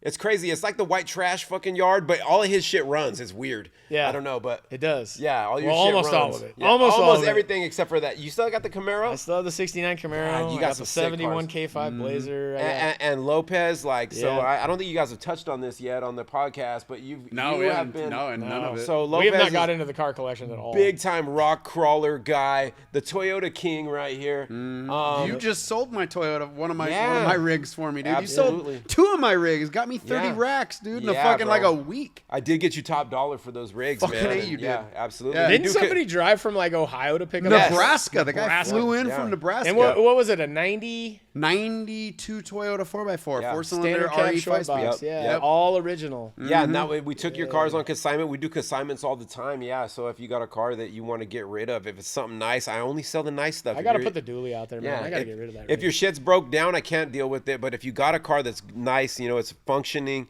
I'll sell it. You know, I will. Bro, he's selling every damn thing. Yeah. Sold our X5. My wife got a new car. Yep. Kept the old car. I don't know why. But Yeah, yeah, yeah. you sold that thing fucking quick Yeah, too. top dollar too, man. We It's did like good with literally, that. I just drove down there and picked up a check. Like Yeah. it doesn't get any easier than Yeah, that. it was cool. It was cool. Yeah. Yeah, that was I didn't even know badass. you had that thing down there on consignment. it was gone. I had them quick. both. Like, We you're sold like, them dude, I both. sold it. 2 And then you weeks or roll up in something? your, Yeah, 2 weeks You he sold rolled them up both. in your truck, and I was just like, You're like, he's like, oh, I sold a what's couple going rigs. I was like, okay, cool. That's what you got to do, man. But that's cool. And that, you know, that's the thing is like I get called all the time, and I send people to him all the time. You know, like the manager at Platt, he bought a Maserati off of you, right? Maserati. Yeah, dude, he bought a beautiful a Maserati. good car. Yeah, I love those cars. Oh, he sold my buddy Dave's Duramax too. Yep, yeah, we got rid of that pretty Boom, fast too. He gone. was super happy with what we got. So it's for him. kind of cool having a friend that's in the car business on Yeah. that level because you know auctions and shit like that is pretty sweet. So, Yeah. so we're in the Maniac days. You know, we're cutting our teeth on business. We're learning now. This thing starts getting super big. Yeah. Taking off. Blah blah blah. We're trying to stay ahead of it. You know, Fast and Furious comes out, really blows the industry up. Yeah. We all went to the theater together. Remember me, you, pretty Joey, dope, Adamson, all of us, dude. That was yeah. That's a great memory in my life. Epic moment in time. You know, like I'll never forget that. Like we were all there and we saw the movie, and like it's like we had already been living the whole lifestyle and everything. We were already hardcore car guys, and when we saw the movie and we saw it all together, man, it's like that's a core memory for me for sure. Yeah, that was it great. was dope. And then we did the Pimp My Ride contest at the fair. That was a lot of fun. Yeah. Yeah, we did that prelude for that military guy. That was a fun project. That was cool. But yeah, there was a lot of it was awesome. It was a good time. And then I remember how the internet kind of ruined that business. To be honest with you, like the internet started blowing up, and I remember that was really causing a big riff in our business because we were brick and mortar, and the internet was just kind of taking off, and people were, buying shit online, and then the warranties would come in because we were big branded. We dealt with all these big brands, so they would come to us for their warranty bullshit, and I was like, fuck, hell no, like you didn't buy it from us, we're not dealing with this. So it caused a lot of stifle, and then we fast forward, JJ became an engineer at Western RV. Yeah, on the engineering team. Yeah. And then resurfaced doing the stock OEM stuff, but then you started Six Speed. In Six Speed, I remember you started out in Mach C in your garage. Right. Yeah. And so you decided to now correct me if I'm wrong, you started with shift knobs. Yeah, so basically like the GT 350 shift knobs, basically the Mustang shift knobs, like it's crazy. I was buying and selling a lot of stuff on eBay, and I'd bought from this one dude. Turns out he worked at the factory and ended up getting fired because he was selling parts out of the factory that he shouldn't have been stealing. Oh, shit. Yeah, I didn't know. Shit. I had no idea, right? So he would buy. Good deal. You said Yeah, no. So I was buying these shift knobs on eBay, right? And the guy would be like, "Oh, I got a whole rack of them. I'll sell them for I don't know, whatever X amount of dollars." And I was like, "Man, those are cool. I know they sell for a lot more." So I buy the whole rack from him, right? So it was like a little tray. And I didn't know nothing about it. I mean, people don't say, "Yeah, I'm selling stolen shit," right? So I mean, I buy it. I mean, who does that, right? So I buy the rack. I buy the rack, and then I'm selling them again. I'm reselling them one by one because they're super cool shift knobs, right? It's like a billiard ball, basically. So, but it has stripes going across, and then the shift pattern in the top. It's all epoxied or something. I remember. Yeah. It's basically they were super epoxy, clean looking. super cool. Yeah. So I'm selling these shift knobs, and while I'm selling them, people are asking me. They're like, "Dude, can you get these in blue? Can you get them in red? Can you get them for a Toyota or if a Nissan or whatever?" And I'm like, and I have to tell everybody, sorry, I only have the thread pattern for a Mustang, and I only have, this color. But so many people ask me that I said, you know what? I'm going to get in contact with I started looking for a manufacturer, right? So I got in contact with a billiard ball company back in Boston. And they said, well, you know what? That's something maybe we can make. Can you send me a sample? So I send one to them, and they're like, give me a couple of weeks. Let me see what I can do. And after like a few months of like back and forth, they finally came out with a prototype that was good. And I was like, cool, let's run it. I was like, give me a couple hundred in blue, a couple hundred red. Give me this shift pattern and that shift pattern and this thread pattern. Where'd you get that money though? A couple hundred. We don't couple ask, hundred. We don't ask stupid questions like that. We ask and we don't judge. No, how's it go? No, it's I don't remember. Anyways, but whatever. No, I mean, I had thousands of dollars. Hey, let's not worry about the details, all right? No, like it was So all, he ordered the shift. Right. So you bought the bottle of beer at 10 o'clock. You know how many CBJs that is? Oh my god. So you bought the bottle of beer. Yeah, so I had a little money, but no, I basically put all the money I had into these shift knobs, right? And I'm reselling them. And just one by one, people are like, oh, these are cool. And people are buying them. Obviously, that's just like any other car part that you come out with. People knock it off. People make the same thing. And then something that's hot, for about a year, China catches on and they start making the same shit you make. And they make an inferior version. And they sell it cheaper than you. And it looks the same as yours. Is it as nice? No. But, that's what happens. But I did really well with that. And then that's when I got into the Spike lug nuts, like I saw and the Dirty Max emblems. Yeah, all kinds of stuff. They're I mean, still we in have my truck. We have a lot of little. Yeah, I had the very first one. I remember. We had the very first original ones. Dirty Max. I got the 6.6 liter Dirty Max on the hood, and then I have the Spike. The first 120 mil spikes on my Duramax right now. Yeah, so we came out with a lot of different car parts and I mean, car accessories, stuff like that, and a lot of it's original stuff. Like I designed a lot of this stuff myself, sketched it up, whatever.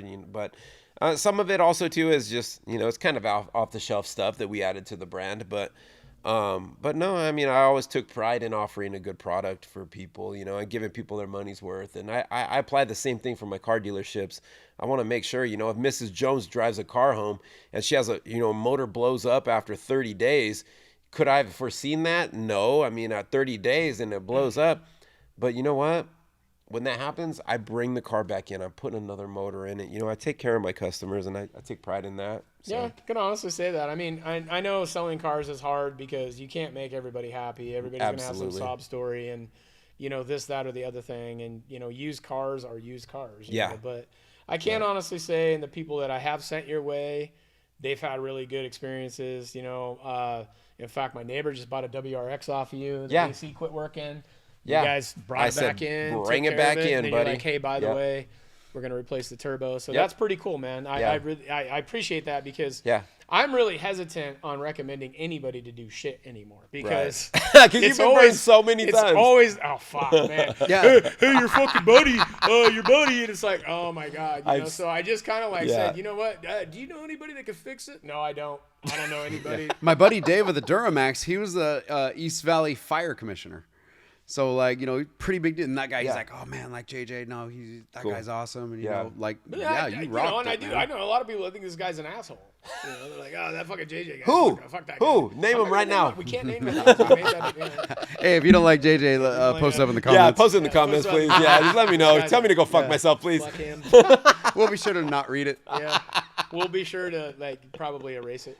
No, it's cool. But like I said, just this episode here is basically kind of talking about our backstory of our friendship, and then the current businesses that we run locally here in Yakima. Right. Because 509 Cage Talks is kind of caters to that, the Yakima Valley thing, and what's going on here. So, you kind of checked a lot of boxes because we're obviously friends. Yeah. We've been in business together. All three of us. Multiple times.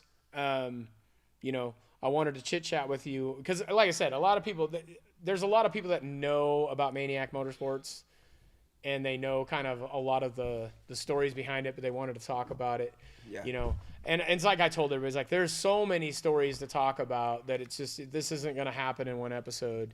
We're going to be able to touch on a few things here and there, kind of talk about some fun times, and then what it took to get the businesses off the ground. And, kind of fading into what we do today, So, you obviously you're still running 6-speed, which you've kind of stepped away from 6-speed. You've kind of went more towards the car lot, running those industries. And I've even asked you a few times, what are your thoughts on 6-speed? So what's the future look like for 6-speed? I actually do have one new part in development. It's Don't tell them what it is. I maybe shouldn't because they get copied. Yeah. Shout out to China. They're probably gonna steal. Thank you, China. I love you guys. Wuhan, always building shit. Yeah. So I am working on a little part for an F-150, which is pretty cool. I think it's something that the industry needs. It's an original part, like a lot of ours are, and I think it makes sense. It's one of those parts that I think we're gonna sell a lot of them. But I'm just slowly just kind of working on it, but. I've slowed down on it a lot. I don't want to. It just sucks when you buy 500 parts and then you bring this part to the market and it gets lost in a sea of other products and it doesn't sell very well. And it's a really hard way to make money sometimes. But I do have a new part in development. I think it's going to be really good. But most of my efforts are put to. I put them toward the car dealership, and I love selling cars, and I love the car game, man. It's super fun. We'll put a link in the comments for the that part as soon as it comes out. You got a lot of, you've done really well. I remember when you first told us you were going to do the car thing, and I was like, what? Really? Oh, here we go again. And you started out small on Washington or with AutoStars. I remember you saying, I'm just going to do 8 or 10 cars. Yeah, definitely. And did that for a short term, and then blew the parking lot out, and then ended up buying Betterall off of Doug. Yep. And now has Betterall and kept the name, and that's a full-fledged lot, man. And I'm super proud of you, man. Thank you. That's really kind of what I gave you props on the last one too. you've hustled and grinded your life, and you've really, you've made a good stable for you and your family. And, it's been a fun journey with you. And now that we're older, like I said, we're running businesses. Everybody's kind of doing, you're in the car lot thing. Obviously we have the gym thing, and then we have a couple other LLCs that we do with properties and all those things. And you're in property too. Yeah, a little bit. Shout out to that. You got a bunch of rental houses and stuff like that. So, fast forwarding, Maniac to 6-speed, 6-speed basically to AutoStars, and Better All now. And it's a conglomerate, right? Your company is separate businesses. But yeah. So, what does the future hold for the car business for you guys? Like, are you going to get even bigger, or because I knew there for a while you were hunting for another building to maybe open another lot. Right. Yeah. Which we kind of laugh because, and I'm going to ask you because you're in the car business. So yeah, you're in the hot seat. Yeah. Because, we're going to do the same thing with barbershops. Yeah. But tell us, why the fuck does Yakima have so many car lots, and how are they all doing good business? Like, how are they all still open? Right. Ready to go. Okay. So some of them aren't doing good business, right? So, I mean, if you're buying from a car dealership that's struggling, if you're buying from a car dealership that is having a bad time, they're not very successful, where are they going to be for you when something goes wrong? How do you know that? So what is it? Give us a little tutorial. Like, what do you need to look for to kind of get a solid dealership? Your dealership's excluded. Like, we can't just, like, we already know that you're going to say you're the best. Yeah. And we agree and all that stuff. But so let's educate the public a little bit on the used car game here in Yakima, pertaining to Yakima, because there's a ton of lots, bro. Like, I'm not, dude. There's another one that opened up on Knob Hill. It's got like 6 cars out front. It's next to the Baskin Robbins there on Knob Hill, and I'm like, oh, it's another top notch. Yeah, I'm like, dude, Dan probably already owns the building, so he's like, oh, okay, so that makes sense. Yeah. But I'm like, dude, they're just like everywhere. You know what I'm saying? Yeah, so, like, a little coffee stand there by the DSHS too. There's another one there. Yeah. There's a lot of coffee stands too. Yeah. But so, anyways, give like the general consumer, like, what should we be looking for? Man, it's tough for a consumer, right? My car dealerships, like, I mean, it's tough when you go to a business. Do you know who owns that business? Are they a person that's been in the community their whole life? Are they a person that cares? That's a tough thing, because I see a lot of car dealerships. These are people, they weren't born here. They when they're done making their money here, they might bounce out of here. But I'm, born in Yakima. My family's lived here my whole life. And, I'm an American guy, and like, when I see people around me, I want to make sure that they're taken care of. And so many car dealerships don't care. And I'm not going to say don't buy a car from the small dealership.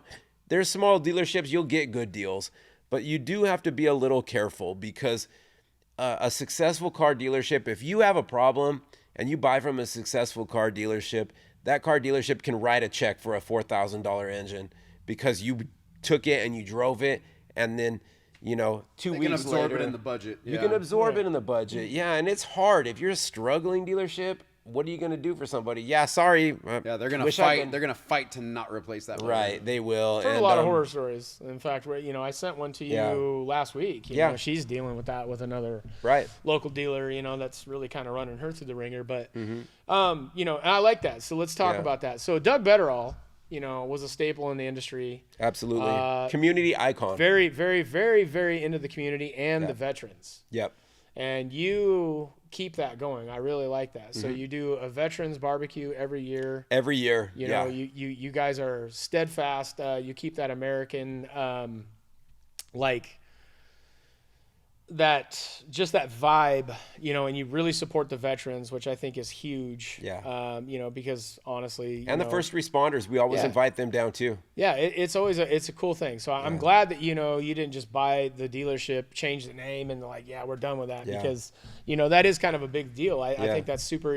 Supporting the community is a huge thing, especially here in Yakima, because Yakima has this weird stigmatism of just negativity all the time. I don't get it. Like, I have reps that come in from out of town and they ask the same questions. They're like, Jesus, why do you guys have so many of the things that you have? And, all I hear is bad things about Yakima and, drugs and this and that. And I look at them, I was like, I'm born and raised here.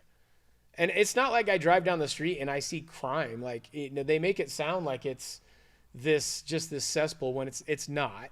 You have a lot of really cool local business owners here in town that do really like and want to support the community. Now, I will say there is a huge group of people here that really do their best to try and, make things bad. Yeah. And a lot of that is due to just, I'm going to say it's fucking poor parenting, So you do have a group that seems to overshadow Yakima sometimes in a lot of these categories about just the negativity of this awesome town. And let's talk about it. Yakima is dead center of the state. We get 4 seasons, 313 days of sunshine. 40 minutes east, there's lakes that are 70 degrees. 40 minutes west, you're snowmobiling and snowboarding in the mountains. Yeah. It's a playground for a lot of things. People don't shit on the sidewalk here. They do sometimes. I do. Yeah, every once in a while. Like I've caught a few of them. But like what I'm saying is, being a local business owner, like it kind of it's cool seeing a local business that still wants to be involved in the community and kind of, bring out the best, Yeah. And it's not going to fit everybody's MO, obviously, but at least it's something, because let's just face it, with the amount of businesses there are here in Yakima, not every local business supports the community, and that's kind of what we're getting at is like, that's why I wanted, the car lots. Yakima's always been stigmatism with the car lot thing. 1 million car like, lots. oh my God, you guys have 1 million car lots. Yeah. Well, now it's 1 million coffee stands and it's 2 million barbershops. How many car washes? Oh my God. How many are there on just Valley Mall Boulevard? Bro. 3 or 4? What is going on with that? There's I that don't duck know. one, the Tommies, Stupid. and then the one across the street by the Sherwin-Williams. Yeah, that's all within like a block. by Costco. Guys, Like, somebody's going out of business. That's just stupid. I don't know, but who planned that? Because those lots Bad are not cheap. planning. Dude. That dirt is $1 million. yeah. Because that's where we were gonna put. Well, Platt's moving. Speaking of which, we got a $1.1 million piece of dirt on 12th in Valley Mall Boulevard. If anybody's interested. Yeah, 1.1 baby, right on the corner. Can't miss it. It's right across the street from the airport. Right on that unfinished Please, somebody intersection. buy it so I don't have to keep mowing the I goddamn like thing. watching you do the weeds out there when I drive by and see you on the track. Oh, Takes when 3 I and a see half- Lopez takes out 3 and a half there, fucking hours. when I see you out there in your banana hammock, Yeah. taking care of Oh, those dog, weeds. taking care of those weeds. God damn. He fucking catfished me on fucking Craigslist. That's like 20 years ago, Oh, that was dude. hilarious, bro. I don't forget even it. remember what I was selling, but he's like, I don't have Super any money swapper. per se, but like I can come over and pull weeds in a banana hammock. And I'm like, what in the fuck? Who the fuck? He put me up to it. God yeah, damn. dude. Oh, yeah. Surprise, surprise. Bro, had nothing to do with it. Jesus. No, I had everything to do with it. No, it was funny. Yeah, because every time I see him posting shit, I'm always like, dude, shit's whack. But that one we went above and beyond though with the fake profile and shit. That shit was funny. Jesus. That's This is funny. good shit. But no, yeah. So it's funny because, like I said, there's 3 major car washes, like right on the same intersection, virtually the same intersection. Uh-huh. And I'm like thinking in my head, like, how is that gonna work? But then I go back to the Starbucks thing, like there was at one time, 56 in Summitview area, a Starbucks and Safeway, an independent across the street by Ray's Thriftway, and then the new one next to McDonald's. 3 Starbucks, literally almost in the same parking lot. Few hundred feet apart. Now there's only 2, the one in Safeway and then in the new one next to McDonald's, they're still there, but the one across the street closed up. This to me is like amazing to me because business must be amazingly good because these companies, like these car washes that we're talking about, they're not cheap little car washes. These are state-of-the-art drive-through auto washes. Somebody invested a lot of time and money into these things.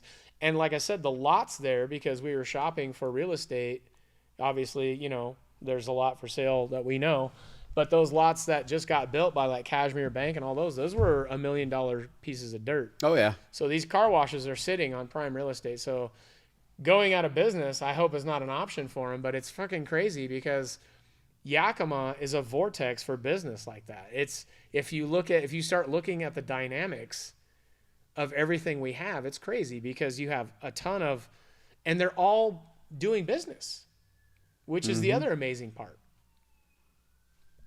like when you go to Dallas, you go to Texas, like you go to, North Carolina or these other states, I don't see that stuff. I don't. Like, I struggle to find an independent coffee stand anywhere. Yeah, it's wild. Like, Just when you usually ask for box coffee there, outfits. they're like, it's Yeah. either Dunkin' Donuts or Starbucks. And I'm like, no, man, I'm talking about the Ma and Pa little house that you roll up to and you get and they're like, we have no idea what you're talking about. Speaking of which, shout out to my cousin, Yakima Coffee Company, one of the best coffee places in I Yakima. just seen her stand in Sunnyside. Lindsay, Lexi, Lacey, Elise. Those are the Baker's Beauties. Those are my cousins. I love them dearly, so I just want to give them a shout out. Well, that's And cool. rest in peace, Lacey. Nice. Yeah, she does have the one in Sunnyside also. I literally rolled by that because it's we have a project right down the road, and I was like, oh, there's her coffee stand. Yep, It's a nice sure spot. is. Yeah, it's a really nice spot. But all of her stands are really nice, But we, obviously we know a lot of people in the coffee industry, so, shout out to Cassie and Cynthia at CNS. Mm-hmm. We know, I know like 5 or 6 owners. So, Yeah. My daughter, real my cool daughter people. actually runs Two Dutch Brothers in Texas. Yeah. Yeah, she's got 2 of her own stands. McKenna Hansen, my kid, she's 31 years old, and I actually helped her get her very first job when she was 17. She got The one out in West Valley. West Valley, yeah, and then she worked her way up to manager, and now she's an operator in Texas. Super proud. That's cool. Yeah, so it's pretty cool. It kind of sucks. I don't ever get to see her that much, but Well, proud of her. Super proud of her. she's doing her thing in Texas, which is, Yeah. which I can honestly say is a better state than Washington right now. But, For real. that's a different episode at a different Yeah, time. I better mention my other daughter before I get too Yeah, much, you're probably gonna get in trouble. So Ebony Nagel, she just got a job. She's a teacher at Wide Hollow School. So shout out okay. to Ebony. I'm That's super where I went proud to of school, her as well. elementary. Yes, my beautiful daughters. So I actually went to Wide Hollow when it was the old Wide Hollow, and they tore it down, and I was one of the first classes in the new Wide Hollow. Yeah, so that goes back. So Fucking the old Wide roots. Hollow was literally like a 2-story brick building, and it had the slide emergency fire escape. Like a What the hell? inflatable one? No, like a metal one. Yeah, have you seen Dazed and Confused, right? Let's go back to Dazed and Confused when they slide down that slide and get on the bike and run away. Dude, that was just like Wide Hollow Elementary. Like there was a chain across the end of it. Like, yeah. It I was, tell you, that little motherfucker's mom pulled a shotgun on my ass. dude, that movie's classic, bro. dude, in fact, we were talking about that movie the other day. That GTO Judge in there, the Judge, that orange one, is one car that I would love to get my hands on. Is an cool. orange Pontiac GTO Judge. But good luck with that. So, but yeah, no. Big shout outs to JJ and all of your success, brother. Like Thank you. I 100%, dude. Motherfucking, like I said in the last episode, hustler. Thank yeah, you. can't Appreciate tell you. you. I can't tell you honestly. I've been proud of you for a long time, bro. Like, this is why I've done the things that I've done, to make sure that you keep doing what you need to do, and that's honestly why we wanted to have you on here too, was to kind of give you the props and shit of just you stayed true to that hustle and grind, and you made a really successful path for it, and it honestly, I hope it kind of sparks a little bit of hope for some younger people Yeah. to get in there and swing the bat, bro. Because Right. I get asked every other day, I'm asked, dude, how do you afford all these cars? How, what did you do to do that? Blah, blah, blah. And I have to tell them the same story over and over again. It's like, you have to take the risk, man. Right. And, being a young person in today's, Everyone's jealous of what you have, but nobody is jealous of how you got it. right. That's Well, they don't want to exactly know. right, yeah. Because, when you take a dive, man, it hurts, and it's not something that you broadcast and shit. But again, that's not what they see. Yeah. The JJ they meet today is the guy that has the 2025 Z06 custom ordered. He has, the house, has the pool, has the dealership. Fucking beautiful house. We were all there Fucking 4th awesome, of July, yeah, man. I had a yeah, fucking yeah. great time. Had a great time. God, I I'm had so glad much you fun did. with you guys. That and the Gap House are like right fucking here. Like, let me tell you, the Gap House had 5 bedrooms. What do you got now? Only 4. Oh, see, bro? Did it have a salon inside? I do not have a salon. know, Yeah. Does everybody you live with pay the mortgage so you don't have to pay anything? No, he pays all that shit. I can tell you that. I can't believe we haven't even mentioned Dorothy yet, dude. She's gonna be fucking pissed. Yeah, big shout out to my wife Dorothy. Like, I would not be where I'm at without her. Like, I appreciate you guys. You know what? One of the biggest things that you can hear is the things that people say about you when you're not around. and listen to the podcast and stuff. I love you guys, man, and the things. I've got to give a big props to Dorothy because she replaced me, and now she deals with what I had to deal with, and she knows what I'm talking about. She does. I'm big like, ups in what to you. context? Big ups to Because, you, Dorothy. I have love you. questions. You better shout out and, your wife, bro. And yeah, Nikki, all the support that we've had throughout our whole lives of building these industries that you guys have probably been stressed out about, I'm sure, in some some time or another. But Yep. It's been a ride. My wife too, Brandy Lopez. Everybody just thinks I'm the fucking funny. Oh, he's so funny, blah blah blah. And she's like, yeah, dude. Except you your don't- mom. Your mom You don't live with him. Oh, yeah. It's this bullshit. You It's can tell- all this yeah. bullshit at home. Dude, I Brandy's don't know exhausted, bro. I don't know how she deals with it, dude. So like, Yeah. shout out to my wife, Is bro. is like, Brandy? Which camera? This one? This one right here? That's the one. Brandy, this is for you. Oh yeah. Fucking hated God that. damn, Oh my got a God. big one. I think the last time she fucking said, "I'm gonna fucking stab you if you do that again." Like, and it's funny because honestly, this is how we are normally. So people who Yeah. really know us, this are is like, not an act. This this is is not not- these This scripted. guys is pretty normal. we're fucking clowns. Yeah. And everybody around us has to deal with it. So even like our gym family is just like, they're totally used to it now. But again, big ups to you. Jason, I can't say enough about you. I really appreciate your friendship. We've been through a lot. Yeah. The ups and downs. And I'm glad that everybody's on this side of it now. Yeah. And I've got to experience a lot of cool things, in the car industry and in business. And then one of the coolest things for you, as I tell people, is like, I do remember a long time ago you told me when you kind of first got really super successful with the lots and things that you lost some friends. Mm-hmm. And I always tell people, some of your biggest naysayers are your friends. You ever Sometimes. notice that? Like Yeah. sometimes it's always the people that are kind of around you like, Love to see you fail. That's yeah, why. and I've never understood that, but that's just kind of how it goes. And I do remember you saying that like a long time ago. And I've been asked that many times in my life, because I'm pretty steadfast to my homies, and whether they're on the right side or the wrong side, that's just who my friends are. And, it doesn't change. And that's kind of like where, bringing you into the fold here on this podcast and stuff is kind of one of those things where I really like to kind of put shine on somebody that I really know personally, but then is also super successful business-wise in our valley, which is cool, and we're going to bring on other guests and stuff. And, you and I are going to have some conversations about this podcast and where it's going to go from here.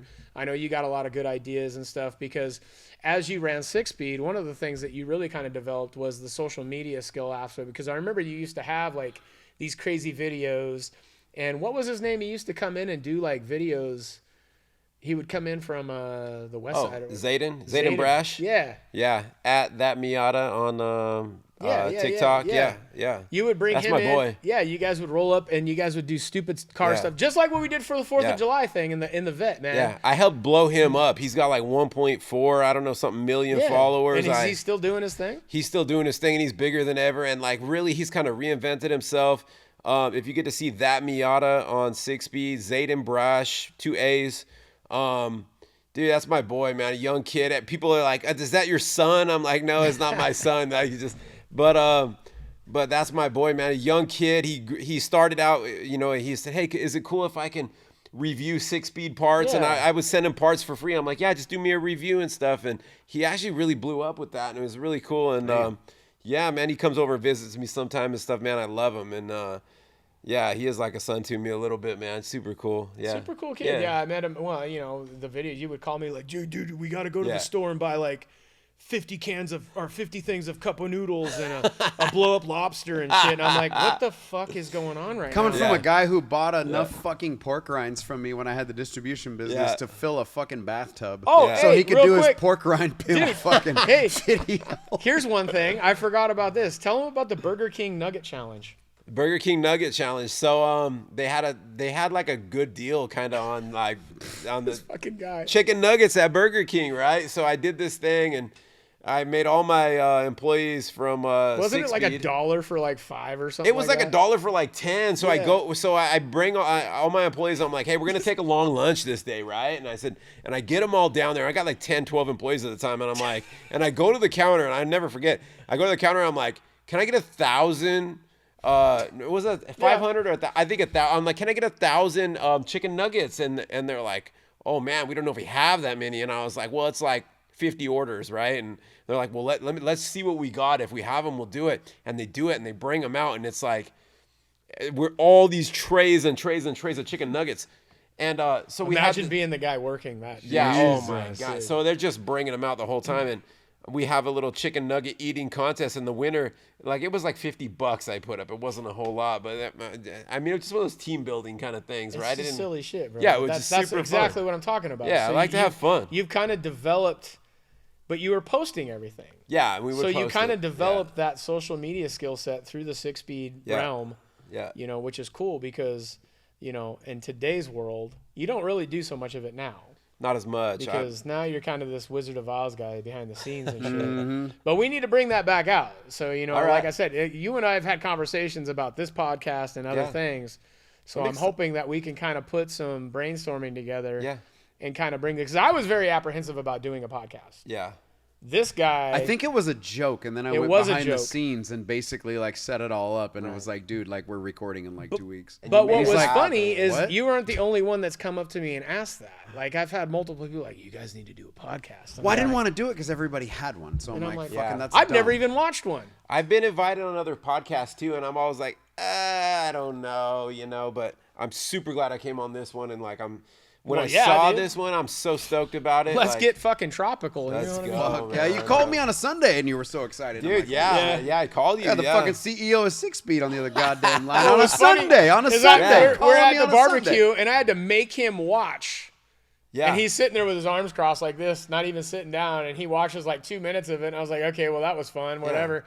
And then he like 2 days later he calls me. He's like, hey, bro, dude, I'm thinking about this podcast thing, man. And you Shout guys- out to 3 Mil. He Yeah, was shout like out to 3 super Mil. impressed with what he saw, and he's like, he's oh, like, dude, shit. Yeah. I thought the production on this thing was gonna suck, and I was like, yeah, it's not us with a phone, Yeah. bro. Like it's No, it's amazing. yeah, it's amazing. So, big ups to 3 Mil Productions. Yeah, They do all of our episodes and all of our And Stanicky for Googling Stanicky all the porn Googling for us. and editing and all the things that we're probably going to need on this episode. But again, I don't know. Do you got anything else for this guy? Like anything else you want to roll down? Bro, I mean, I don't even know, man. We still got. Oh there's man, so we've much only more. scratched the I surface. know. We've only, yeah, exactly. We've only scratched the Like, surface. we've only talked about one SEMA trip. We didn't even talk about Apple Blossom. No, we didn't We make didn't it talk there. about. Goodness. Oh, shit! While you're both here, Somebody burning my amp down because the cops were walking between the vehicles. Yeah, and they put a bottle of Jack behind my seat, and it that just would be dumped down in Dave my- Coiner. That would be Dave Coiner. Dave Correct. Coiner. Shout out. You He just are got married to her correct. too. So hey, congrats, Dave. Hey, funny thing, small world. So my son's hanging out with Kevin, his brother, No way. brother's son. Yeah, Wow. he's over at my house the other Small day, world. and he's like, Okay. yeah, my last name's Coiner, and I was like, what? Oh, there can only be but one. No, this was Kevin. This is the brother. And I was like, he's yeah, my uncle. He just got married. I was like, oh no shit. So shout out to Dave Coiner. He's Hell probably yeah, not let's watching, go. but Let's you know, go. shout out to him and the Coiners. Love that guy. But yeah, dude, we haven't even talked about Apple Blossom, but I do. No. I got to tell you guys what I found when I cleaned out my apartment in the shop.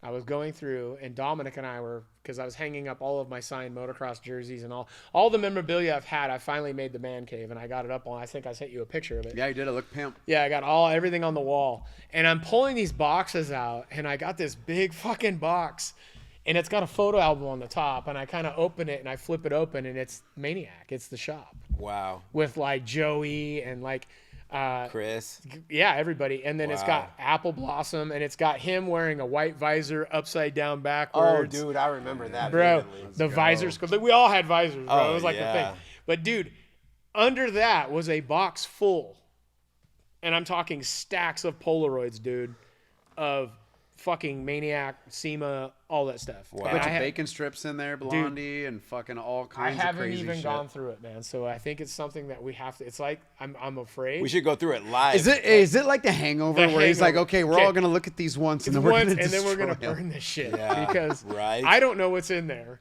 I don't even know where all these pictures came from, but there's a ton of pictures in there. Wow. And I was just like, dude, I've got to like let these guys know that I found this treasure trove. But yeah, no, I pull out this other big case, and it's baseball cards, unopened cases of sealed baseball cards. Those might have been mine because I lost some. To be honest with you, I lost track of them as soon as I moved out. But I didn't know if I even ever moved them to your house. Are there tops with like the Ken Griffey Jr. and stuff in them? The '89? No, they're like boxes. They're open, but they're not gone through. Huh? Oh, like wax packs? No, like cases and wax. Are packs. they like complete sets? I don't know. Oh, I think those might be mine. I don't know. Shit, I burned them. Fuck it. No, I'm just because baseball cards aren't worth shit now. He traded them all for a CBJ. Yeah, I got a CBJ out of it, bro. It was awesome. Fuck yeah, dude. It's amazing what go. they'll take on North First down here.